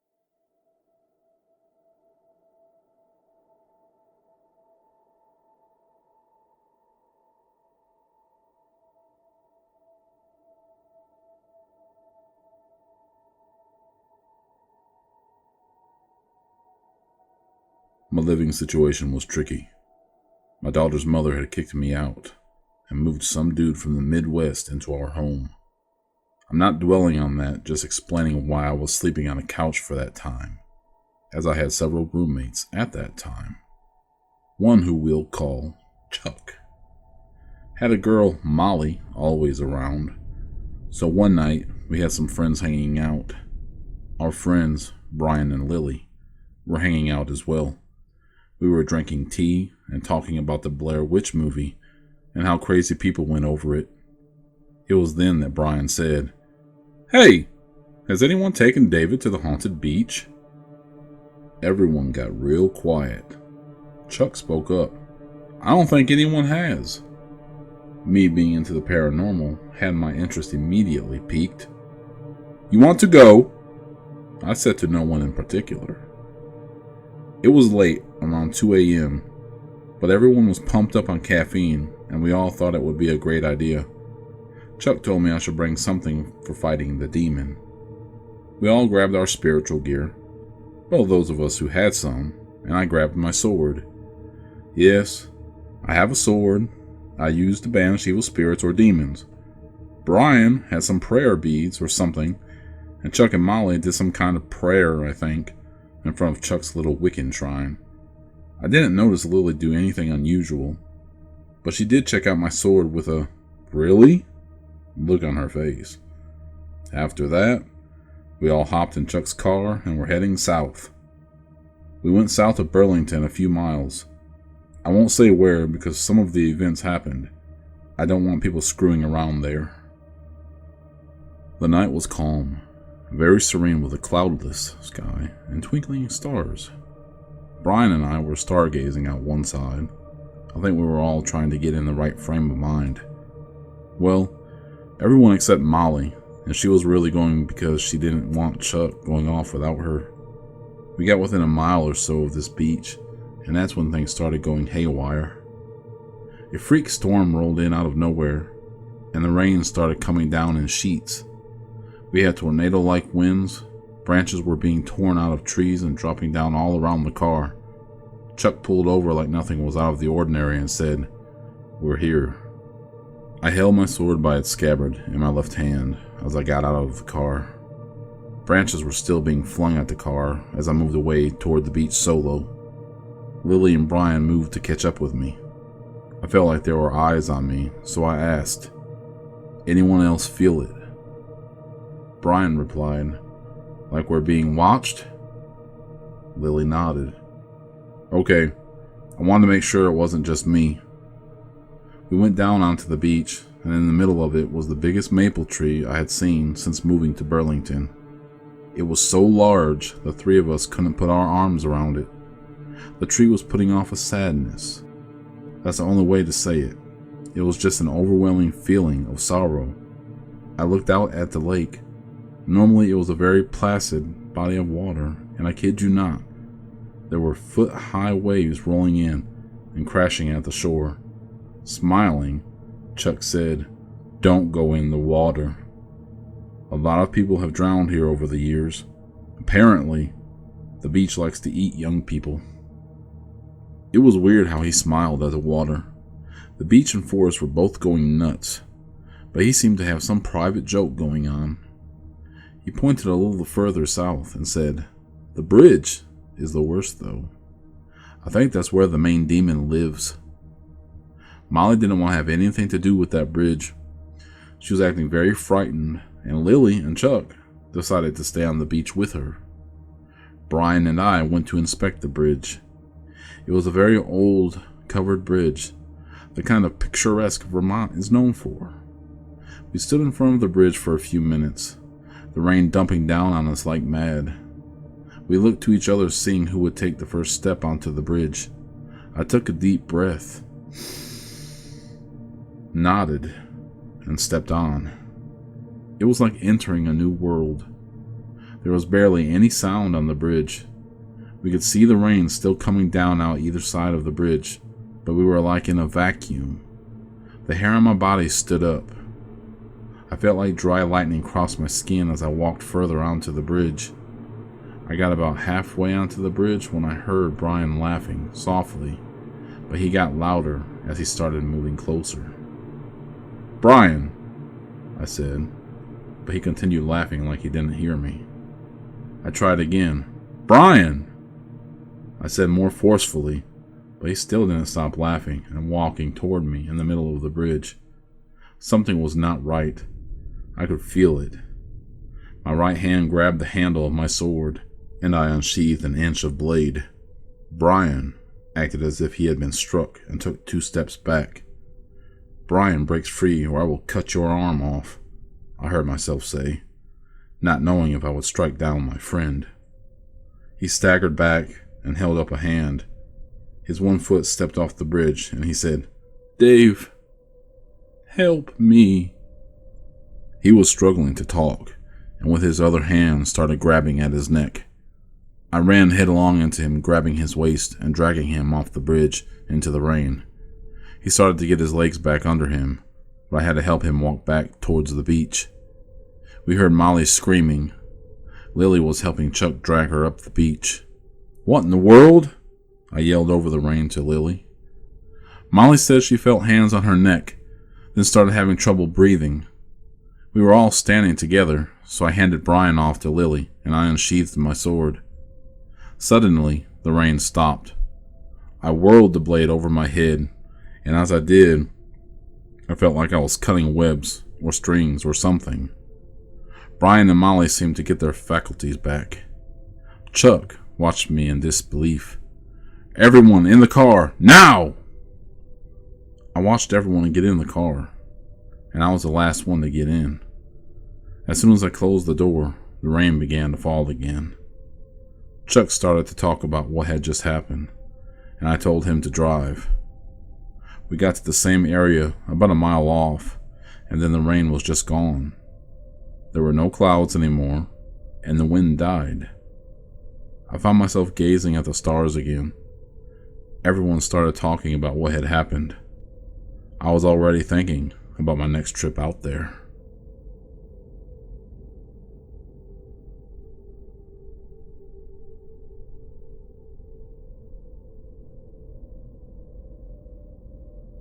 My life encounters with the paranormal have been the norm. It often feels as though they are drawn to me like a ship might be to a lighthouse in the middle of a storm when trying to dock. The funny enough thing is, though, I have often felt the same draw to the paranormal. Growing up, I've always listened intently to every ghost story I could find and every paranormal encounter anyone in my family or otherwise would talk about. I also really love horror films. This constant search and draw to the paranormal is actually what led me to finding this channel. As such, I'd like to share one of my personal stories of a paranormal encounter. I was 5 or 7 years old when this happened. I was at my grandparents who lived on a 100 or more year old farm at the time. The place itself was quite weird. The landlord of the property still used the farm as a sort of cattle ranch. He had electrical fences to keep the cattle in, and this often led to my cousins and I daring one another to touch the fence. That obviously wasn't a smart thing, but we were kids at the time and curious to boot.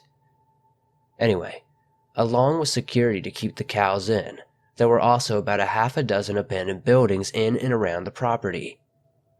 These buildings were closer to corrugated metal structures than full-on homes or such. There was one building of these shacks that stood out to me. It was an old metal shack with old rotting toys that were surrounded by beehives. There was one other building even more memorable, however, as it was a 2-story barn. It sat on the property, abandoned and wasting away. I never understood why this was the case, as I knew the landlords could have used it for cattle. At any rate, one summer afternoon, my cousins and I, having had a sleepover at my grandparents', decided it would be a good idea to climb some of the hay bales near this abandoned barn. The bales themselves were sheltered by mesquite trees, so we had to check for snakes before climbing. It was while searching that I noticed something that definitely shouldn't be there. It was a face, at least what was left of a face, as the skull had been caved in and deprived of any facial features as a result. Now, I was the oldest of our group of kids, so everyone saw me as the leader. Needless to say, when I jumped down and bolted out of there, my cousins followed. While my mind raced almost as fast as my pulse from what I had witnessed and also from running, I heard one of my cousins yell from behind me, "Run faster!" It was at this point I kicked it into high gear and hightailed it as fast as I could back to my grandparents' place. Upon arrival at their house, we scrambled inside and attempted to lock the door to the room we were staying in. While waiting, with bated breath to see if we were followed, my youngest cousin was crying and saying she saw a dark figure chasing us from the barn. She insisted we tell our grandparents, but even at that young age, I was well versed enough in horror tropes to know they likely wouldn't believe us. Of course, I was right. My grandparents dismissed it as our overactive imaginations. They then scolded us for scaring their youngest cousin, saying it was mean-spirited. The brunt of the scolding was placed in my direction as I was the horror kid and the oldest at that. Since the incident, every time we were on the property, we swear we could see a shadowy figure out of the corner of our eyes on the outskirts of the property. These occurrences are most frequent around the big abandoned barn. It is there the dark figures would often pass by the glassless windows. These are things that haunt us to this day when my cousin and I are exploring the woods on the property. We are constantly in fear knowing that the thing we dubbed the man could come and chase us like it did when we were kids. We fear if it happens again, we may not be as lucky as the first time.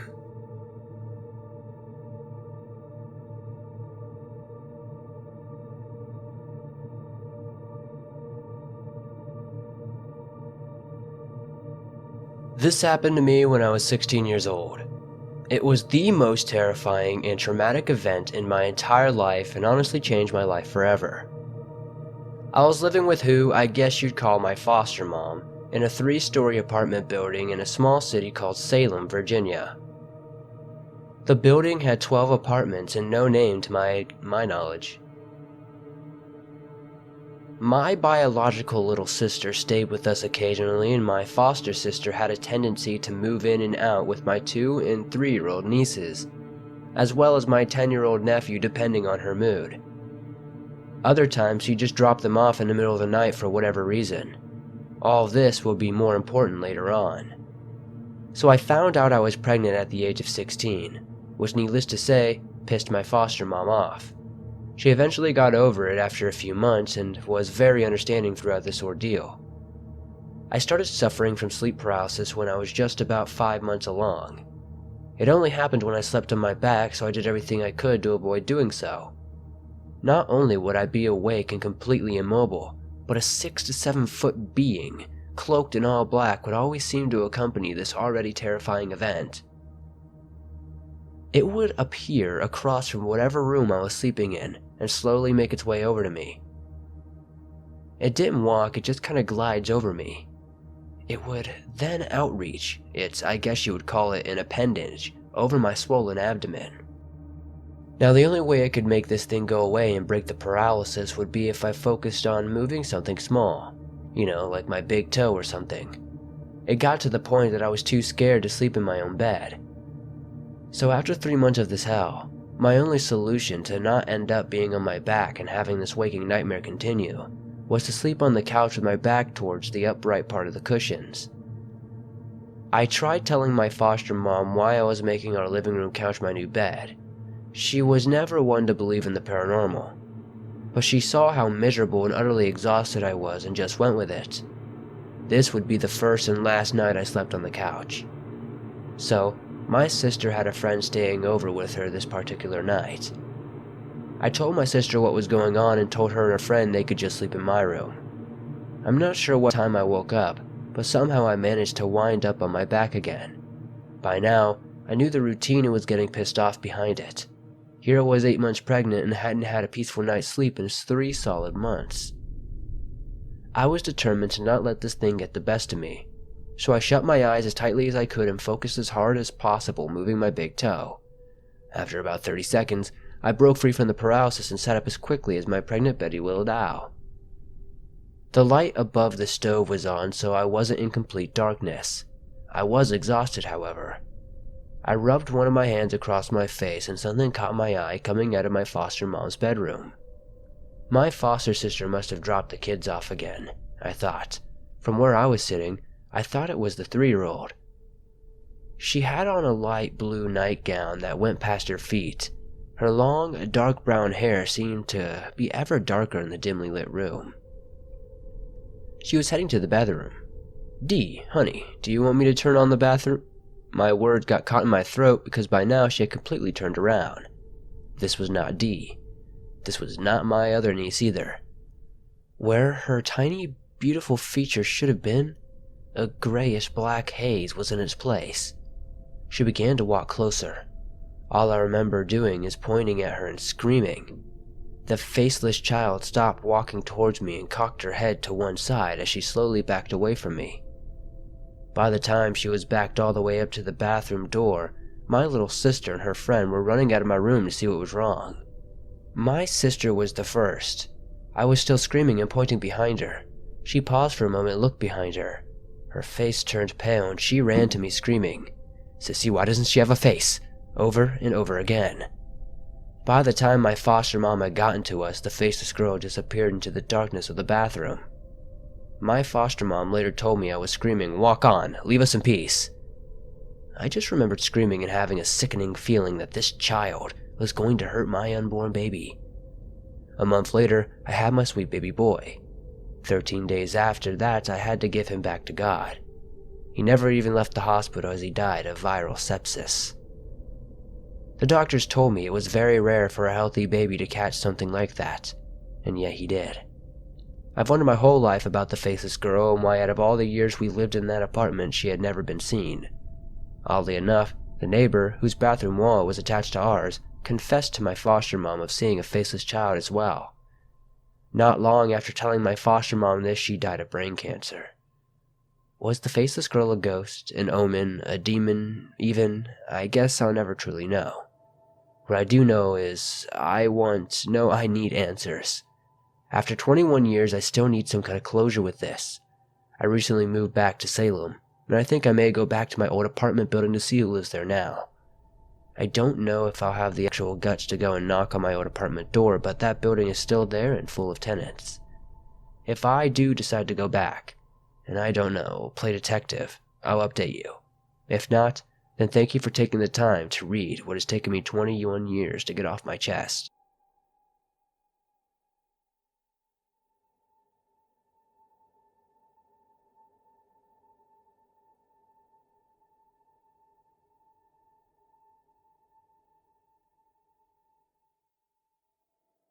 Everything started when I was 8. I was living in Vernon, Florida at the time, and I would quite often roam the woods on our 25 acres of land. For a while, I would hear what I believed to be a girl's voice coming from the woods. I wasn't sure how deep the voices were coming from, but it did sound they were very deep within the woods, and as such, I decided against ever following it. After a time, I stopped hearing this voice. My next experience was in Houston, Texas. I was 15 years old at the time, and I awoke from a dead sleep on the couch to see a dark figure standing in the hallway. From what I could tell through the dark, he was watching me, but he wasn't moving at all. The man looked a bit like Abraham Lincoln, in that he wore a top hat and was about the same height. I sat there afraid and watching as he slowly turned and walked away before disappearing completely. At the time of this incident, I lived with my mother and little sister, so I knew this figure wasn't any of them. The first chance I got, I jumped up and turned the lights on, searching through our house. I never found the figure. In the morning, I spoke with my mother about everything, and she turned white as she explained that she had seen the same figure, off and on over the course of 3 years as a child. We believe this man was her uncle who molested my 2 great aunts and possibly my grandfather as well. He never mentioned anything about it, but we suspect it happened. Fast forward a bit, and my first time witnessing something while someone was with me was when I was chilling with my friends Mark and Wolfgang, 2 guys I'd been friends with in high school. One evening we decided to head to Bear Creek Park to investigate stories of a supposedly lost cemetery within the woods. We are pulling up Patterson Road, off of North Eldridge, with Wolfgang driving, me in the passenger seat, and Mark in the back with a couple of other friends. Wolfgang and I are chatting when we pull onto Patterson and hit a lady in the middle of the road. Everyone felt the bump and only Mark and I witnessed hitting the woman. Mark slams the brakes and we look at each other in fear and shock as our friends think we're pulling a prank. He asked me if I had seen anyone, and at that point I informed him, I'm sure as hell sure we saw it. Looking behind us, no one was on the road or anyone in sight. We knew we had hit someone, but we couldn't see anything. We decided to check the car, and to our shock, there was no damage at all. Wanting to chill, we decided to smoke a joint near the bridge. Supposedly, you'll hear tapping on your glass if you just chill there. This is when Wolfgang starts messing with us and keeps tapping a piece of plastic trying to freak us all out, which inevitably it did, until we hear a bang on the hood. That is when we decide to get out of there, but the car won't start and our friends in the back start really freaking out, saying they see someone in the woods less than 10 feet away from us. After 3 to 4 dead turns at the key, the car finally starts up and we speed the hell out of there. I've got more to these stories, and also stories about my house that I used to live in for about 12 years until a hurricane destroyed it. Maybe I'll share those one day.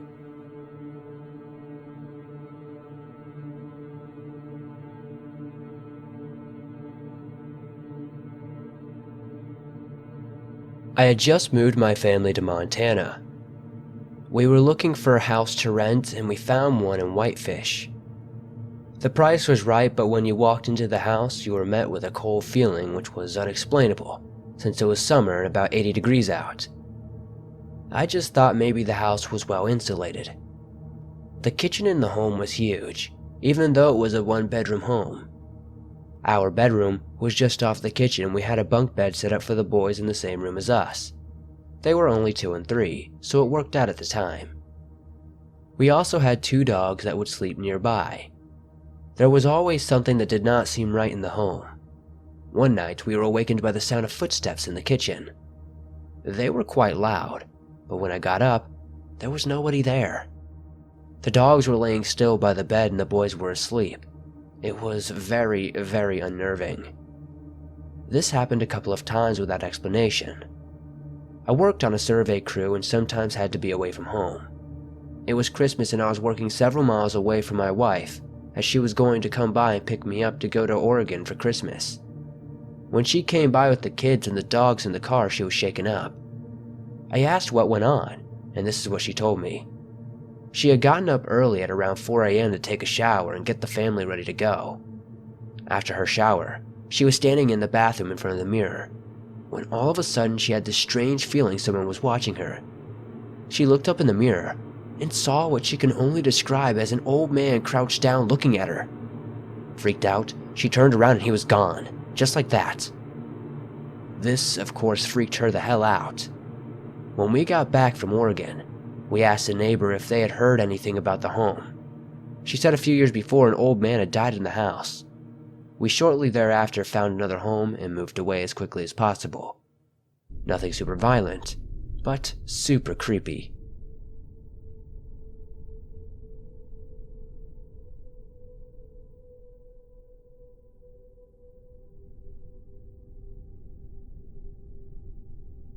My story takes place about a year ago when my girlfriend and I moved into a house with our 3-year-old daughter. The place needed some serious work as it used to be a grow-op and a hangout for junkies. When we first got the place, we found various drug paraphernalia all over and also random spots of blood. We spent the next 3 months cleaning like mad and scrubbing everything as well as sanitizing the place. When we were finally through, we felt the place seemed like a real home, or at the very least, habitable. That said, there were times where the energy of the place itself was oppressive and didn't feel like a home at all. An example would be every time we did the dishes, there was always this sense that someone was in the room, staring at us, even if we were the only ones there. It also didn't help that the kitchen and the door to the basement were in the same room. Now, the basement has a complete kitchen, bathroom, and small bedroom and an open area within it as well. This all sat on a concrete floor. Inside the open area at the back corner of the basement, there's a door that leads to a small crawl space and junctions to a cold room that floods in the spring on account to the snow thawing.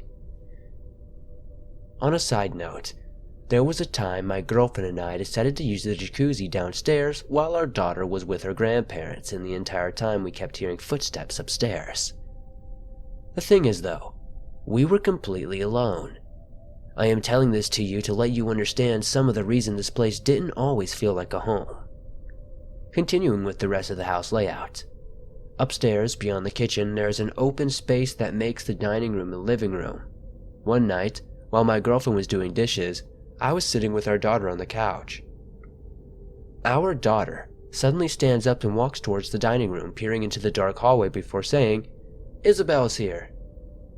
Weirded out, I asked my girlfriend who Isabel was. My girlfriend looked pale and informed me that Isabel was her grandmother, who had been dead for 3 years. About 2 weeks before this, my girlfriend and I were messing around with Snapchat filters when our daughter suddenly says, "Got to be careful, she's over there," while pointing toward a dark hallway. A few weeks later, I'm working night shift, and my girlfriend is alone while our daughter is at her parents' home. I get a call, and it's my girlfriend crying hysterically. I asked her what is wrong, and she says while vacuuming she suddenly heard a woman scream, "Get out!" We agreed after this incident that I'd do the vacuuming from now on. It's been a little over a year since that last incident, and we haven't had any problems since, and I pray we never do.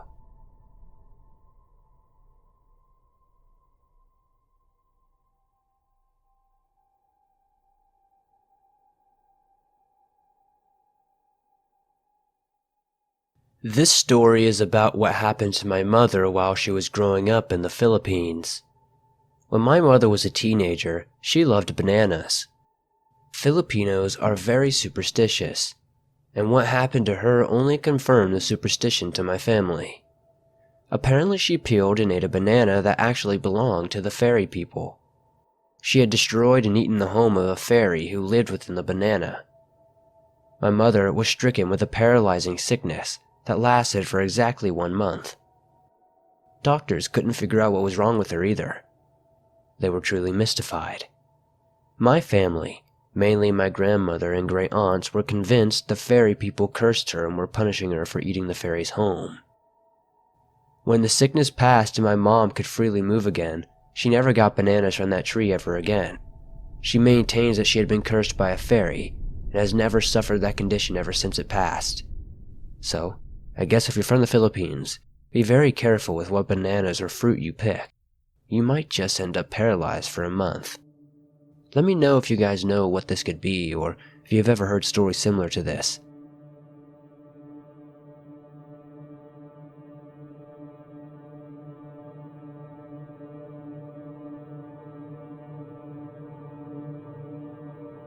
To start things off, my name is Taylor. I am 20 years old and my fiancé is 21. I have been with my fiancé Austin for 3 years on Christmas of 2018. We dated for maybe 2 months before moving in together, as I was still 17 and in high school.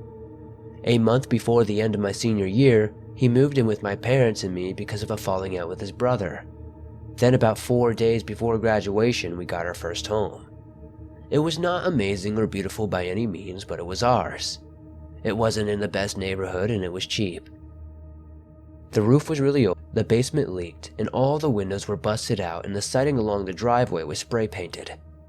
Over time, we slowly repaired it and made it much more livable. About 6 months into living there, weird things started to happen around the house. I thought it was just the house settling, or I was just getting spooked because I was in a new place. Some mornings, the clothes that I had laid out on the dresser were in a pile on the floor or thrown around the room. When I would be home alone, I would hear floorboards in the hall creak like someone was walking on them. Multiple times I would catch something out of the corner of my eye, and when I turned to look, it would be gone.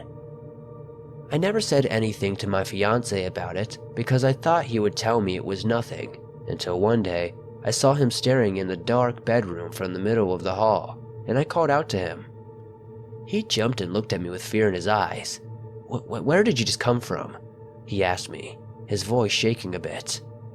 "I just came inside from the back porch. Why?" I responded, looking at him questioningly. "I just saw you standing in the dark in the bedroom. When I asked what you were doing, you just stood there and didn't acknowledge me. Then when I heard the back door shut, I looked that way, and when I looked back, you were just gone," he replied, glancing from the darkened bedroom.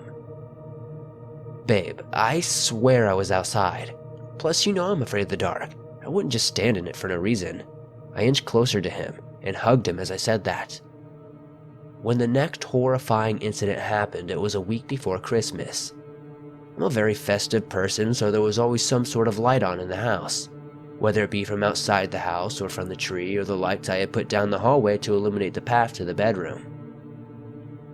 This night, in particular, I was super exhausted. I had just gotten home from work and I was sitting on the couch watching some creepy videos on YouTube, but ended up passing out a few minutes in. I suddenly woke up to a deep silence. I always had some sort of fan or white noise to relax, but it was quiet and pitch black in my house. I tried to use my phone to illuminate the area, but as I pressed the home button, it showed it was dead. Great, I thought, realizing the situation I was in. All of my clocks were digital, so I didn't even know what time it was. I was too scared to move. It was too dark. Dark enough for something to hide right next to you and you'd never even know it. I stayed still, breathing slowly and trying to listen to any sounds around me. After a few minutes, I started to hear the creak of the basement stairs. Crap, did I lock the basement door when I got home? I thought. I didn't wait to find out and bolted for my bedroom. Slamming and locking the doors, I heard the basement door slam open and fast walking to the hallway. The way my house is set up, if you come through the back door, you either go down a flight of stairs to the basement or you have to go up 3 steps to go through to the doorway to the kitchen. From the kitchen, you can either keep going straight through the dining area and the living room, or you can turn and head to the hallway. At the hallway, the bathroom is right in the center and either end of the hallway has 2 bedrooms. I pressed my body against the door and sunk down, gripping my dead phone to my chest and trying to control my breathing. Whatever it was went to the other bedroom first, scratching on the door then slowly turning to bangs. When it got no response, it crept to my door, the door I had my back against. I knew it was too late to hide or move, so I planted my feet on the door and gripped the carpet tightly, bracing for whatever was to come. I felt the door try to give way as whatever it was pressed itself to the door, listening. I clapped a hand over my mouth and a muffled cry came out as a huge bang came against the door.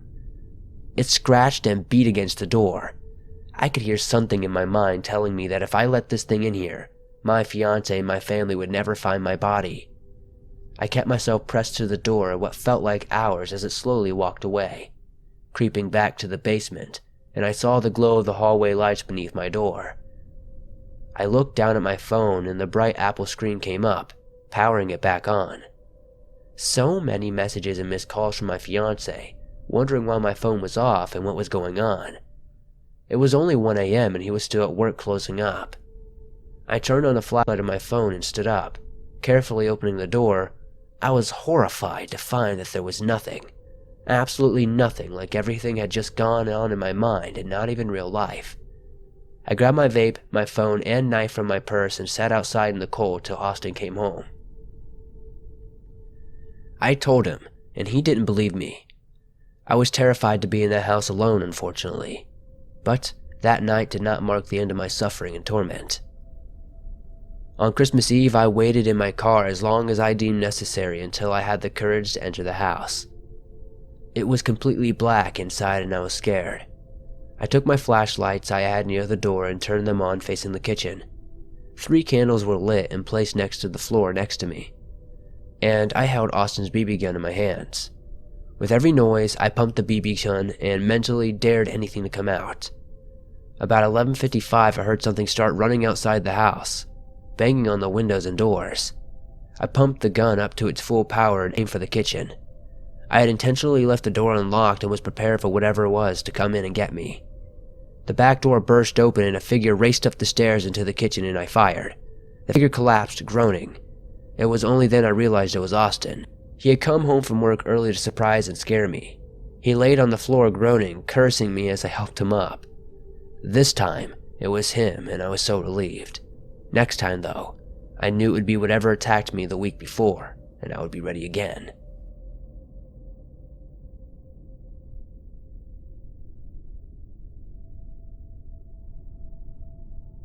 It was back in 2005 in Calgary, Alberta, on a beautiful, warm, quiet night shift at about 1 in the morning. I worked in a care center that I wish not to name for legal reasons. I was doing rounds, as one would call it, checking out the unit and residents. Everything was going great and there were no problems so far. I had checked on about 7 residents and all of a sudden, I could hear a TV come on very loudly. Not panicking or stressing out, I wrote it off as a resident waking up and deciding to watch the boob tube. I was 2 rooms from this, and thought I would stop there and ask him to turn the television down some as it was very loud. Pausing here, I will give you a quick update on the person that was in the room. It was a gentleman who was very lonely, quiet, and had no family and kept to himself. I met him about once or twice, keeping in mind he never needed help from us. His usual routine consists of him being in his room after supper and reading, and then watching the television around 11:30 p.m. each night. Anyway, back to the story. As I got to the room, I knocked and then tried opening the door. It was locked on the inside. I called the RN and she was coming down the hall behind me, and she asked, "How come I had the TV on so loudly?" I was shocked and asked her, "What are you talking about? The door's locked from the inside." She tried the door and said, "That's funny, the door's locked." I told her that's what I told you, and she looked at me. "The door shouldn't be locked." I asked her how come. The residents can close and lock the doors if they want. She had a puzzled look on her face and told me, "When did you last work on this floor?" I kinda got offended and said, "It's my home unit, and I had just come back to work from 2 days off." She said, "Didn't you hear?" I said, "Hear what?" She told me before opening the door that the guy had passed away about a day ago. I was surprised and then said, "If he passed away a day ago, then who turned on the television?" She stopped dead in her tracks and said, "I hope you're not playing with me." I told her that I'm not, and you are the only one who has got the keys. She opened the door and turned the TV off. She looked around and no one was in there except the things one needed for everyday living. I asked the RN when they are going to clean out the room. She told me as soon as someone can pick up the stuff for Goodwill. We unplugged the TV, closed the washroom door, and turned off the lights, and then locked the door. Nothing seemed out of the ordinary. Neither of us thought about it and continued our work. The very next day, both of us were on the same unit. We did our everyday routine, and I started checking on residents. The RN came up from behind me and had a laugh in her voice. "Any more noises from that room from yesterday?" Before I could answer, out of the blue the TV came on and was very loud. The RN got freaked out and said, "Are you freaking serious?" We both looked at each other and got a bit scared. We walked into the room and she said, "How the heck could the TV come on again?" "Maybe it's on a timer." Before she put the key into the lock, I told her, "Do you remember what I did yesterday in the room?" She paused and thought for a moment and said, "No, I don't remember." I told her I had unplugged the television. She got scared and said, "Oh yeah, you're right." She opened the door and the washroom door was open. The lights were on, and obviously the television was on. Both of us got chills and turned everything out again and locked the door. We then headed off to finish our rounds. Neither of us said a word. She went her way and I went mine. Skipping forward about 2 more hours, I could hear her calling out to me. I asked what was wrong. She was white as a sheet and frozen in her tracks. Both of us went up to the room and turned everything out. We then unplugged the television. She locked the room, and both we went on our ways again. Nothing else ever happened from that point on, and none of us ever spoke anything about it.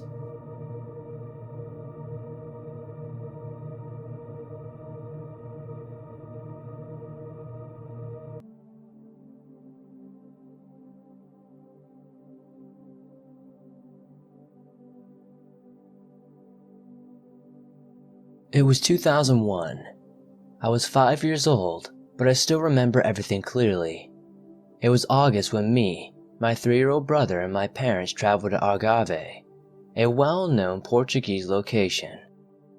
We arrived at a farm so massive, I couldn't see the end.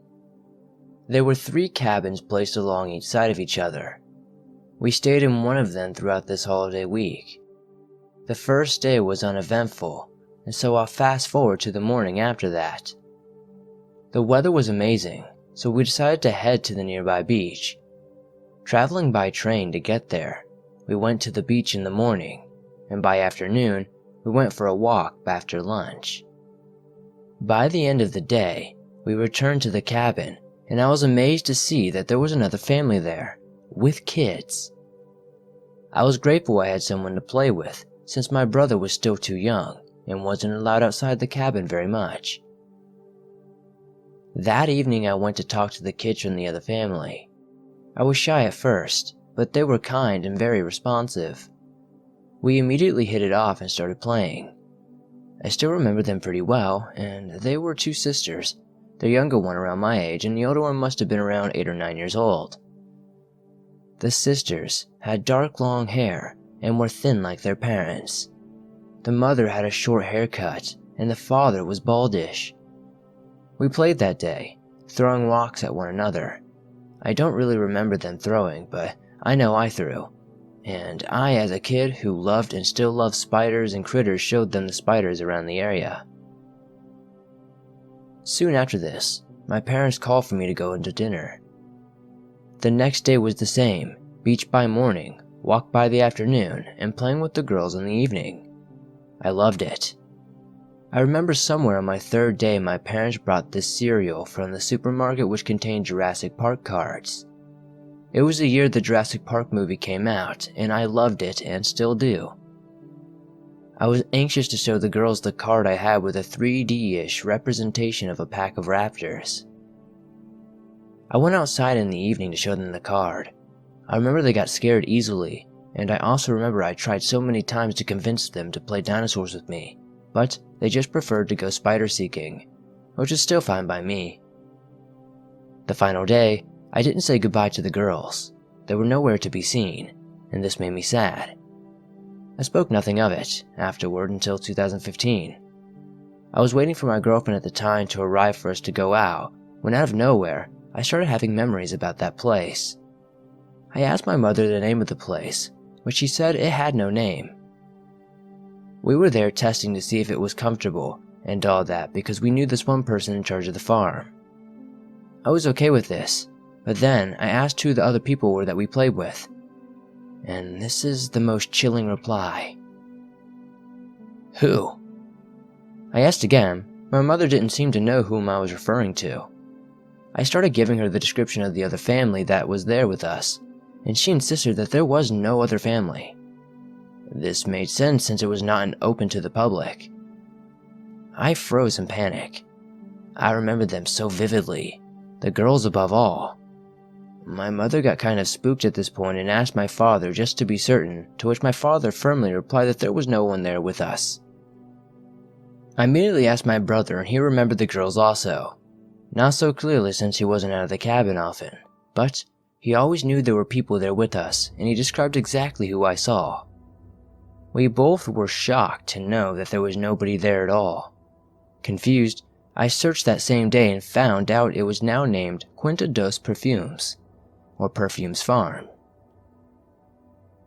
It's a well-known place for actors as well as famous people to pass their holidays, since it has gained an almost 5-star rating. To this day I don't know who those people were, or if they were ever real, or if they were some sort of ghost or something. If anybody could help me explain that, it'd be very appreciated.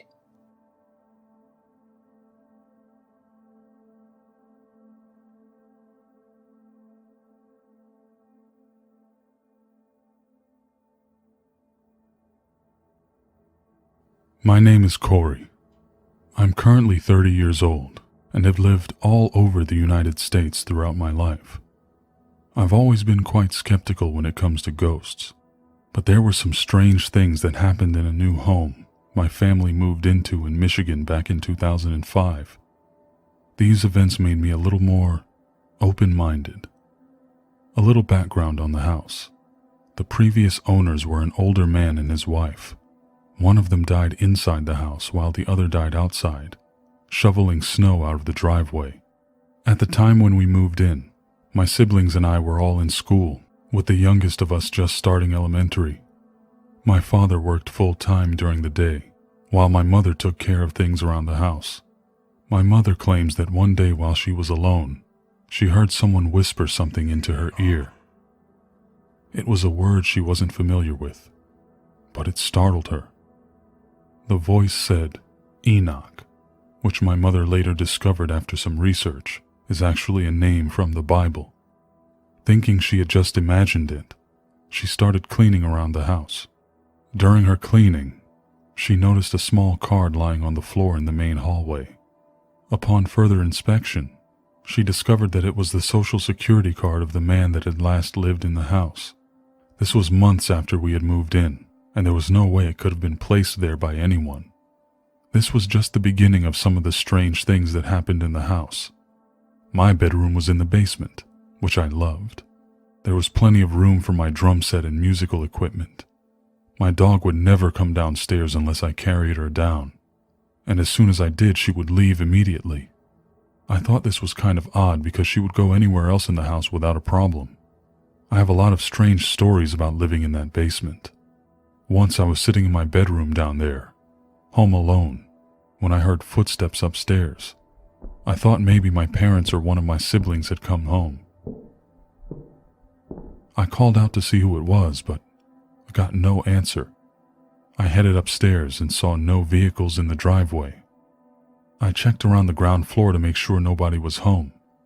Realizing that no one was, I headed back downstairs and started playing on my drum set. I'd been playing for about 10 minutes when I thought I heard someone shout my name from upstairs. I stopped playing, muted my cymbals, and shouted out once again. I expected it was my parents announcing that they were home so I wouldn't bother them with my playing, but again, no reply came from upstairs. This time, I checked through a basement window, which had a view of the driveway. Still, no vehicles. This kind of creeped me out, but I was still highly skeptical. I chalked it up to my ears ringing from the drums and continued playing. Once my parents returned, I told them what had happened. This is when my mother told me the story about the Social Security card, which she had kept secret from my siblings and me. Over the next few weeks, things got even stranger.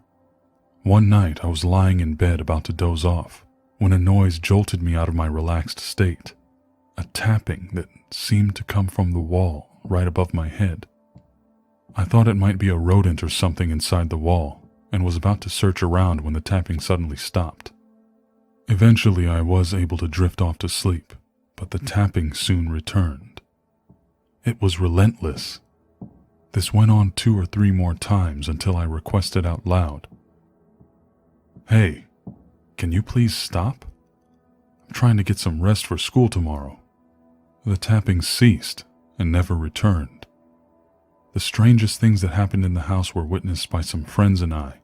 My parents were out of town, so naturally I planned a party.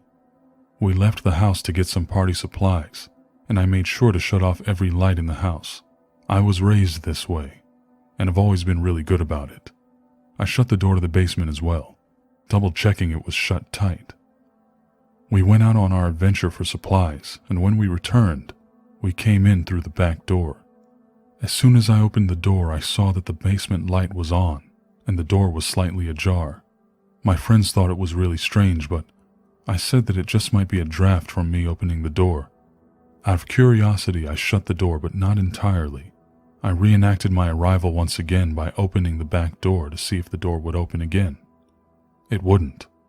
I also knew that I had shut the door firmly and had turned every light inside the house off before I left. This definitely gave my friends the creeps, and to be honest, it kind of freaked me out a bit too. I didn't tell anyone that night about the tapping story except my mother, mostly because I didn't want to scare anyone. Luckily, this is as crazy as the story gets. I eventually moved out of the house to work on the other side of the country for the summer. When I came back to Michigan, my parents had moved to a new house. My siblings all have stories of their own concerning the house, but I really don't want to bring it up to them again. I wouldn't say I'm a complete believer in the paranormal now, but I am certainly less skeptical after living in that house. Big thanks and shout out to Swamp Dweller for inviting me over to his channel. I'm Mr. X Dreams. Good night, my friends.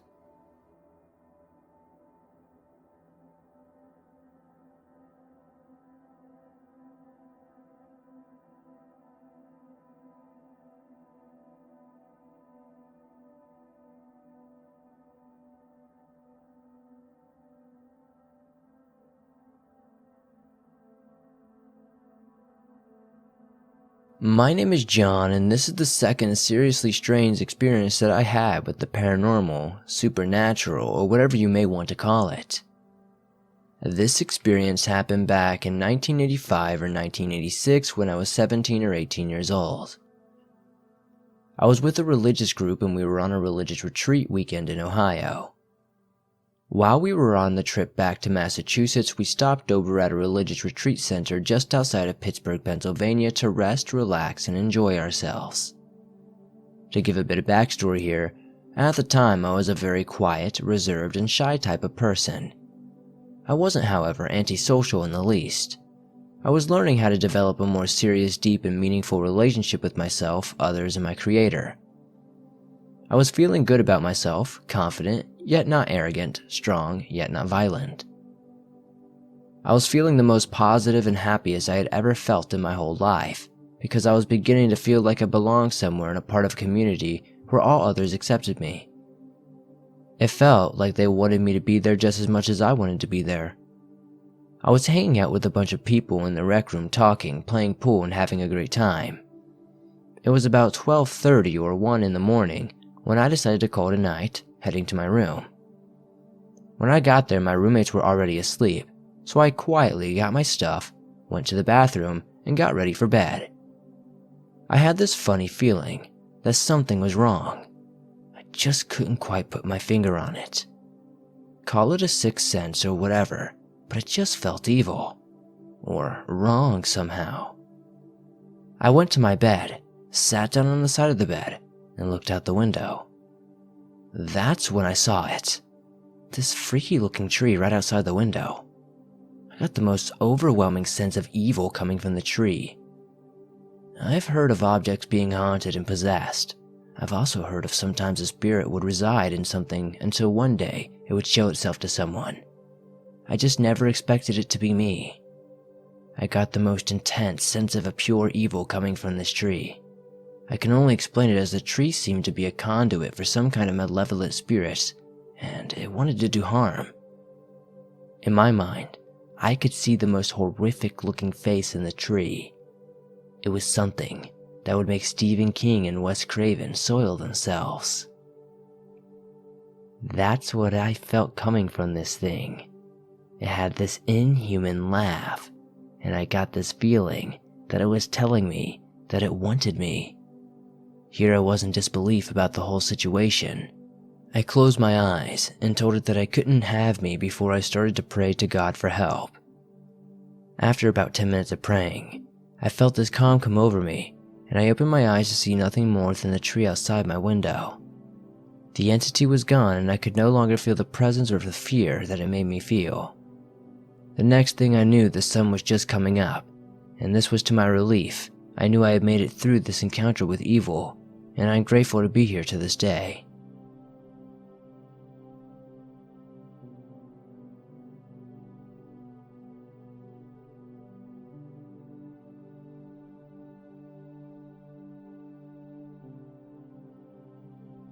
This story has about 3 parts in it, all related to each other over time that led me to think that my house is haunted.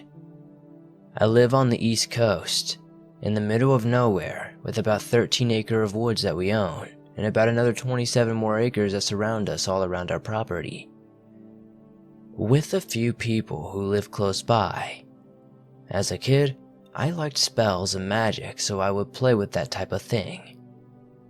With the background out of the way, the first part of this story is from when I was about 5 or so. I still remember it so well it scares me, even today. On the night I speak of, I had gotten in trouble with my parents for sassing off to them, and was sent to my room. It was dark out when I was tossing a clear, sparkly plastic Cinderella shoe around the room. I accidentally tossed it onto the floor, and it flopped to the floor of my closet. I got up and out of bed, and I picked up the shoe. When I stood back up, my eyes locked with a young woman with shoulder-length fawn-colored hair and green eyes. As for what she wore, I forgot, but I do know that she was pale and had burn marks on her left arm and right leg. She looked at me, and I stared at her. Then she walked into one wall toward the hallway before she then turned back around and walked back into my closet through the other side of the wall. After this happened, I saw her every night for many weeks and I called her my ghost friend, or Meg as I got older. After about 2 years of telling people about her, no one would listen and people began telling me I was insane. Because of this, I stopped talking about it and kind of forgot about her in my stories. Well, I did not forget exactly. I just stopped thinking about it. The second part was from about a year ago. One night, our neighbors, the closest people to us are about 1/4 of a mile from us, we were having a big party that night. The noise was so loud that even from as far away as we were, we could still hear them. I am a heavy sleeper, but it was just loud enough to keep me from sleeping. At about 11 p.m., they had shut off the music playing something other than loud rap music and began playing something a little softer, at which point I ended up falling asleep at some point. Then, at about 2 a.m., the music once again got so loud as it played one last song that sounded like thunder right over us. Soon it once again got silent and I laid there what felt like hours trying to sleep. I couldn't fall asleep. I wondered if maybe I had to pee, which is usually why I can't sleep sometimes. I pushed my pelvis with my finger to see if I needed to pee, and I found that I did, so I got up and walked to the bathroom. I went to the bathroom in the dark since I knew my house so well from living in it for 5 years. I was leaving the bathroom when I heard a low, inhuman growl that was almost like it was whispered in the wind even though it was indoors. I froze in fear and looked around the living room before me. My eyes then landed on a black aura in the far corner. where a feeling of hate and anger filled my head. I can feel auras and see spirits, so I was used to this, but when the thing's hate filled the room, I got a little scared. The atmosphere thickened like glue, and the weight pushed down on every inch of my soul and being. It got closer as the black aura grew.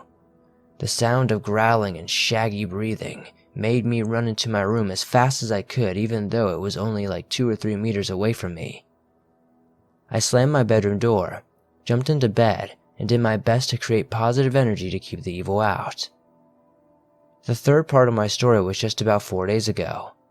I shower usually every other day, and so one night I brought my Echo into my bathroom and put my Pandora station before singing to songs while in the shower. I had just put the shampoo into my hair when I heard a whistle. It was foggy, but very clear. I stopped and peeled back the curtains while yelling to my mom, asking her if she was trying to prank me. With no answer. I asked my brother the same thing, and again, no answer. I asked if anyone was there, and still, I got no answer. So I got back into the water and finished my shower quickly. I grabbed my Echo and ran into the kitchen to ask my mother about the whistling.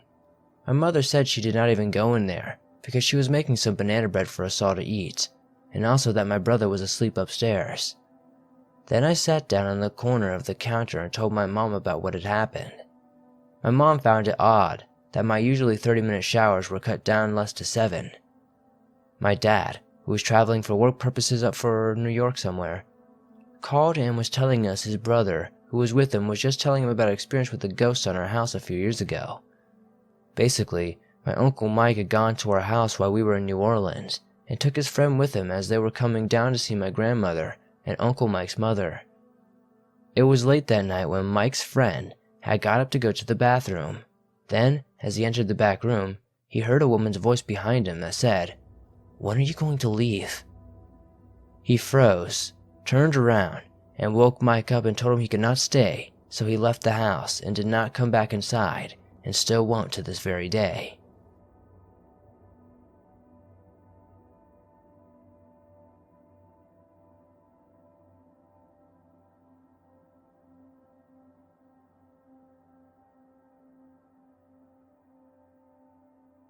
This is not my story but my dad's. My dad worked as a police officer from 1987 to 1995 and told me some crazy stories. This one beats them all though. The following is told from his perspective. It was the summer of July 1993, and I was doing my regular patrol. The whole night seemed really boring. Nothing over the radio, no speeders, no EMS calls. In the police world, you never get comfortable on a routine patrol, they say. I parked and started to set up a speed trap. I parked for maybe 2 hours with nothing in sight. The location I usually patrolled has always freaked me out, honestly. Despite the fact that I'm not a believer in the whole ghost thing, there really is a lot of creepy things that happen here. It's about 2 a.m. when I noticed an old 1950 Chevy Impala passing by me, going at a speed limit of just 10 miles per hour. The speed limit for the road was 30, so this was very suspicious to me. I began to follow the car, and despite the low speed, I noticed nothing out of the norm. I radioed into control for the regs of the plate. It came back unknown, which isn't too odd since some people have classics they never re-register. I turned on my blues to make a traffic stop on the vehicle. I then shined my spotlight into the car and noticed 2 occupants, who appeared to be older. One was an elderly man and the other an elderly woman. I notified patrol and asked them to run their license and their plates. I sat in my patrol for several minutes waiting for dispatch to get back to me with any information. After about 3 minutes, dispatch returned with still unknown. I looked down for no more than 5 seconds to grab a notebook and look back, and the car was gone. Mind you, I had my windows open and the car was sort of loud given the year of the vehicle, but the sound was gone. It was almost as if it was never there. For the life of me, I cannot explain that. I remember feeling static in the air. The hairs on my arms stood up. There is no way a vehicle could just have taken off within that time. To this day, I cannot explain it for the life of me. I know a lot of people would say something like that it sped off, but my head was down for no more than 5 seconds to grab my notebook on my seat. I hate patrolling that road till this very day.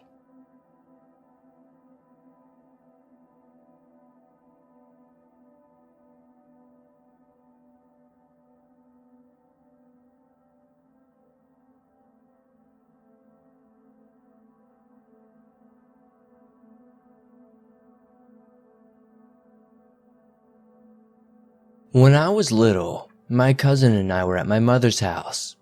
You see, my parents are divorced and my cousin comes over sometimes.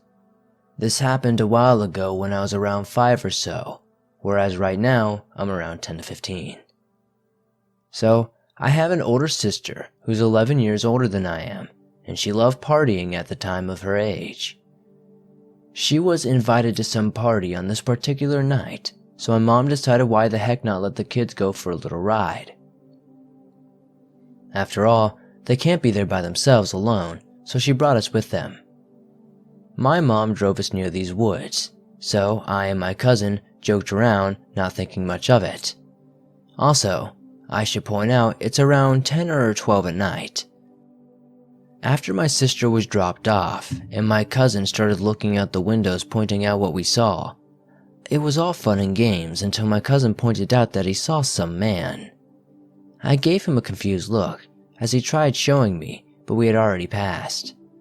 Once we got home, I asked my cousin what he looked like. All my cousin told me was, he was just a tall man in the woods. I should let you know my cousin is just 4 years older than I, and we have a very strong bond together. He's like a second brother to me. Anyways, after all that happened, and I started to get these strange feelings as if I was being watched. Sometimes I would hear voices whispering and the sound of knocking. I always thought they were just my sister's friends since they usually slept over. Now that I'm the age I am now, I asked my cousin about the tall man, and he told me he was around 8 to 10 feet tall, and he was just behind a tree watching the car. My cousin said he couldn't really tell the facial features, but he definitely saw white. He said the man was in some sort of tuxedo or black shirt.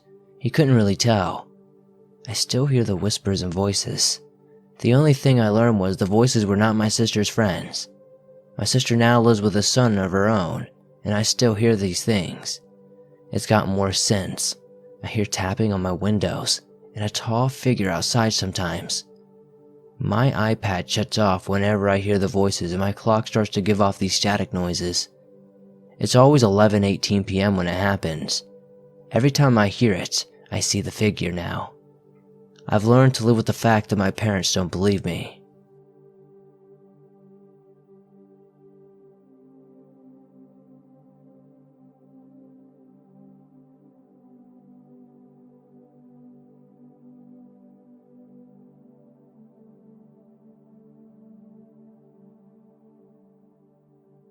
I just turned 16. This was my sophomore summer break. I and my buddy John always loved to go riding. Sometimes we'd ride from 7 in the morning till 4 the next morning. Well, I'll just tell you, after this night we never stayed out again. It was a hot July night about 11 or so, and we were having a good old time on the strip. We see 2 sets of headlights down the main road, but we didn't pay much attention to it at first.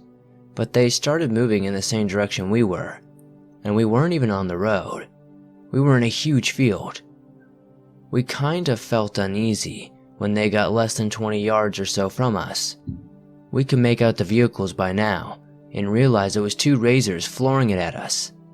My buddy looked scared to death, and I was too, so we jumped on our 4-wheelers and got the hell out of there. We took a turn down into a creek, but what we thought was only 2 vehicles became more. We reached the bottom, we saw another side by side flip its lights on and come straight for us. At this point, we were like hell no and shot up their stair steps. If you don't know what these are, they are hills on a strip that looks like stairs that are cut into them. We soon pulled into a group of hollow mallow bushes and shut off our 4-wheelers. We listened closely and heard 3 or 4 4-wheelers searching for us. I really didn't know what to do, and I had no idea why these guys were following us, because I had permission from all the owners to ride up here. Eventually, we decided it had to be drunks. They all met up at the bottom of the hill and shut their side-by-sides off if the lights were still shining right at us, like they knew where we were. One guy got out and started walking towards us when he stopped at the base of the hill and yelled, Hey, you two! We were like, oh shit, and didn't answer back. The guy then said we can wait all night when my friend John got the courage to say, what the hell do you want? That's when the guy said, we want you to come with us. We love us some young blood, and you both will die tonight and be eaten. I thought it was some dumbasses playing a joke, but then there were 5 more guys who came out and started up the hill. At this point, we run to our 4-wheelers and get the hell out of there. The only way out was to drive right by them. We hauled asses out of there before we finally got to the main road. We could see their headlights coming down the hill when we floored it back to my house, which was a good 5 miles away. We made it home safely and put the 4-wheelers away. We didn't crash till 4 that morning. I've since been back to that site of this occurrence many times. I've never run into whoever was chasing us that night again though.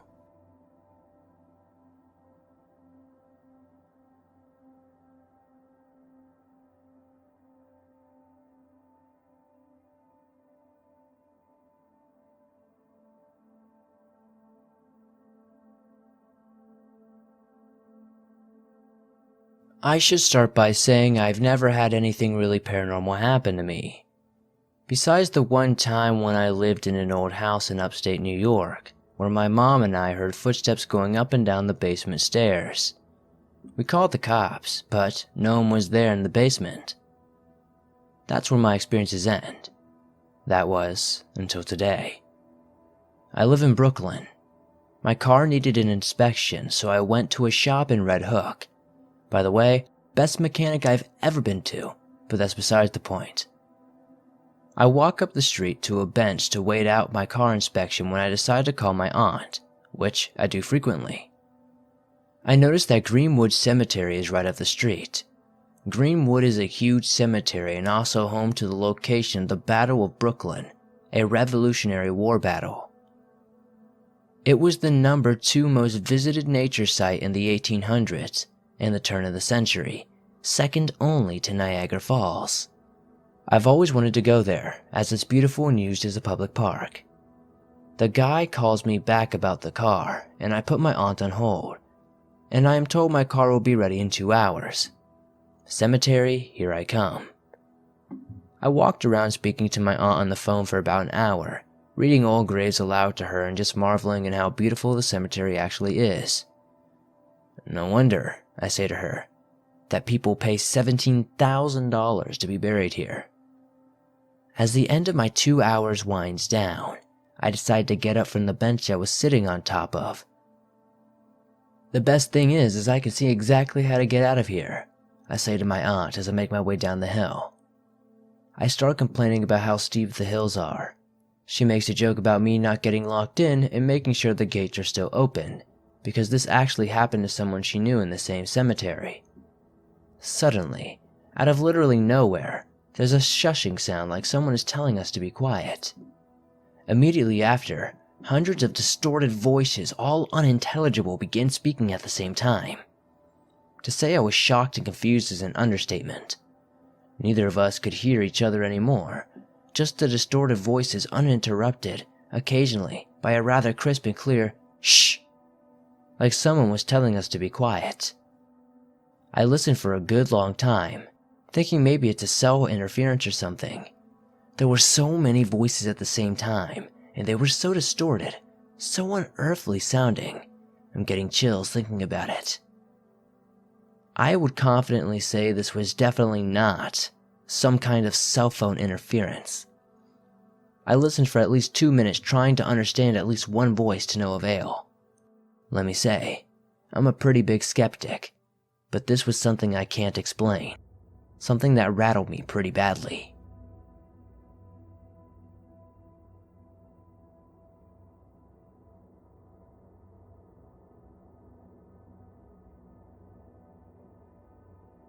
Where to start? I've had a few paranormal experiences. Allow me to build up my story by telling you a couple of them I've experienced. The first time I could remember, I was living at my dad's at the time, and I was just drifting off to sleep when I heard a whisper in my ear saying, "Aaron." This happened twice, which freaked me out so much I was too scared to move. I closed my eyes, and that was what reassured me that there was an unwanted presence in my room. The Hoover turning itself on with the plug in the socket, but was switched off. My uncle thought I was crazy till he came and saw for himself. The second time I was at my home where I live now, playing on my Xbox, when all of a sudden a picture came flying out the fireplace taking a pot ornament with it. My girlfriend still thinks I got mad and broke it, but I swear there wasn't even a window open. I just tried to ignore it and carry on playing my game. Now, here's where it gets seriously weird. It was a calm night when me and my 3 mates were up to no good in a local town not too far from my hometown of Newark. We were exploring this old abandoned school, which had been arson attacked, so we figured it had a lot of fire damage. We decided to jump the fence and to explore this place, and soon we entered through an old arc window with no glass in it. We thought the best place to enter was here. Anyway, we entered and looked around the whole place, positive that we were the only people there. We looked around and found some old Victorian copper piping, which at the time was worth a small fortune. Thus we decided to get some tools in a bag and began to take the copper piping. I know I'm ashamed of myself now, but at the time I was a young teenager and broke. We must have been there for quite a while when one of my friends said to go get the copper cutters from the boys who were in the room next to us. I went to go get them, but it was pitch black in there until we were in the hallway and the streetlights just broke the darkness enough to see where we were. I go into the next room and ask where the cutters are. The boys reply, "What you on about?" "They're on the trolley in the hallways in the bag." I said okay, and then I went to go get them. After a bit of searching, I realized I could not find the bag anywhere, so we all searched for the bag. My mate said I definitely left this on the trolley, so we stood there scratching our heads thinking the only possibility could be someone else was here. We searched the whole place and never found anyone. I shit you not though, what happened next was the craziest thing I've ever experienced. We could hear whispers like loads of people whispering. The whispers were coming towards us, and as they did, we stood there in shock. Fear overcame us as the whispering got closer and louder. Soon it passed over our heads and away from us, like down the end of the hallway. We all turned white as a ghost. We were all shocked and stood there looking at each other like, what the hell? We got the hell out of there soon after. We didn't sleep again until the next morning. We were simply grateful to have gotten the heck out of there.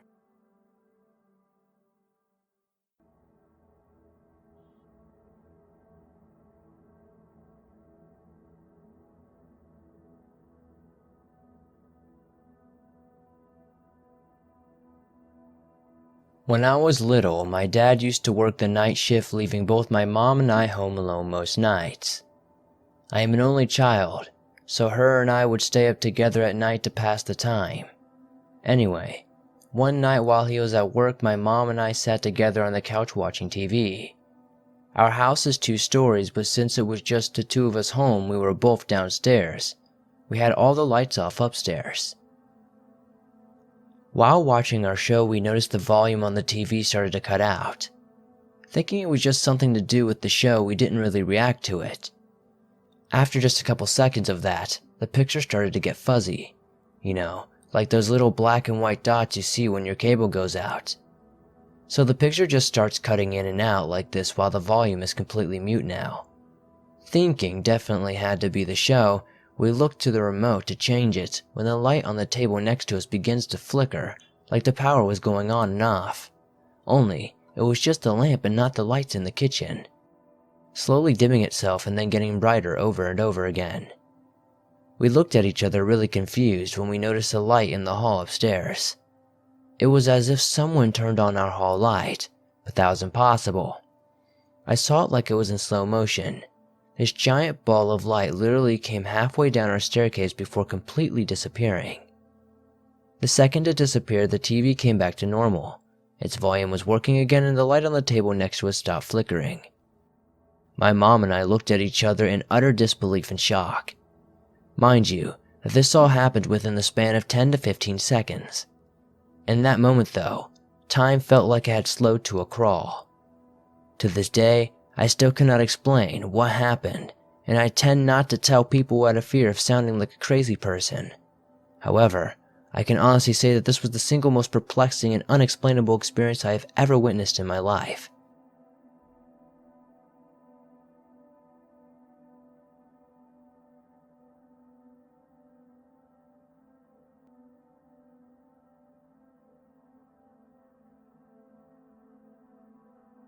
Thanks for watching.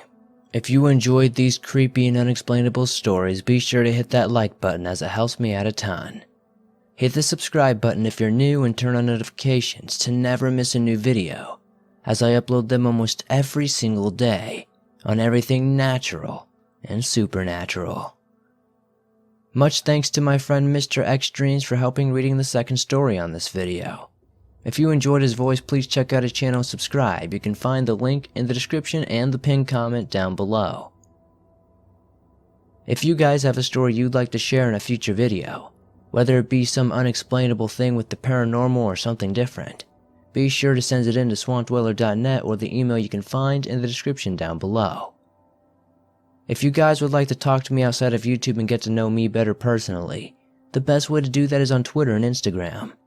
Follow me on Twitter at iSwampDweller and follow me on Instagram at SwampDwellerOfficial. I'll see you guys soon with a new video.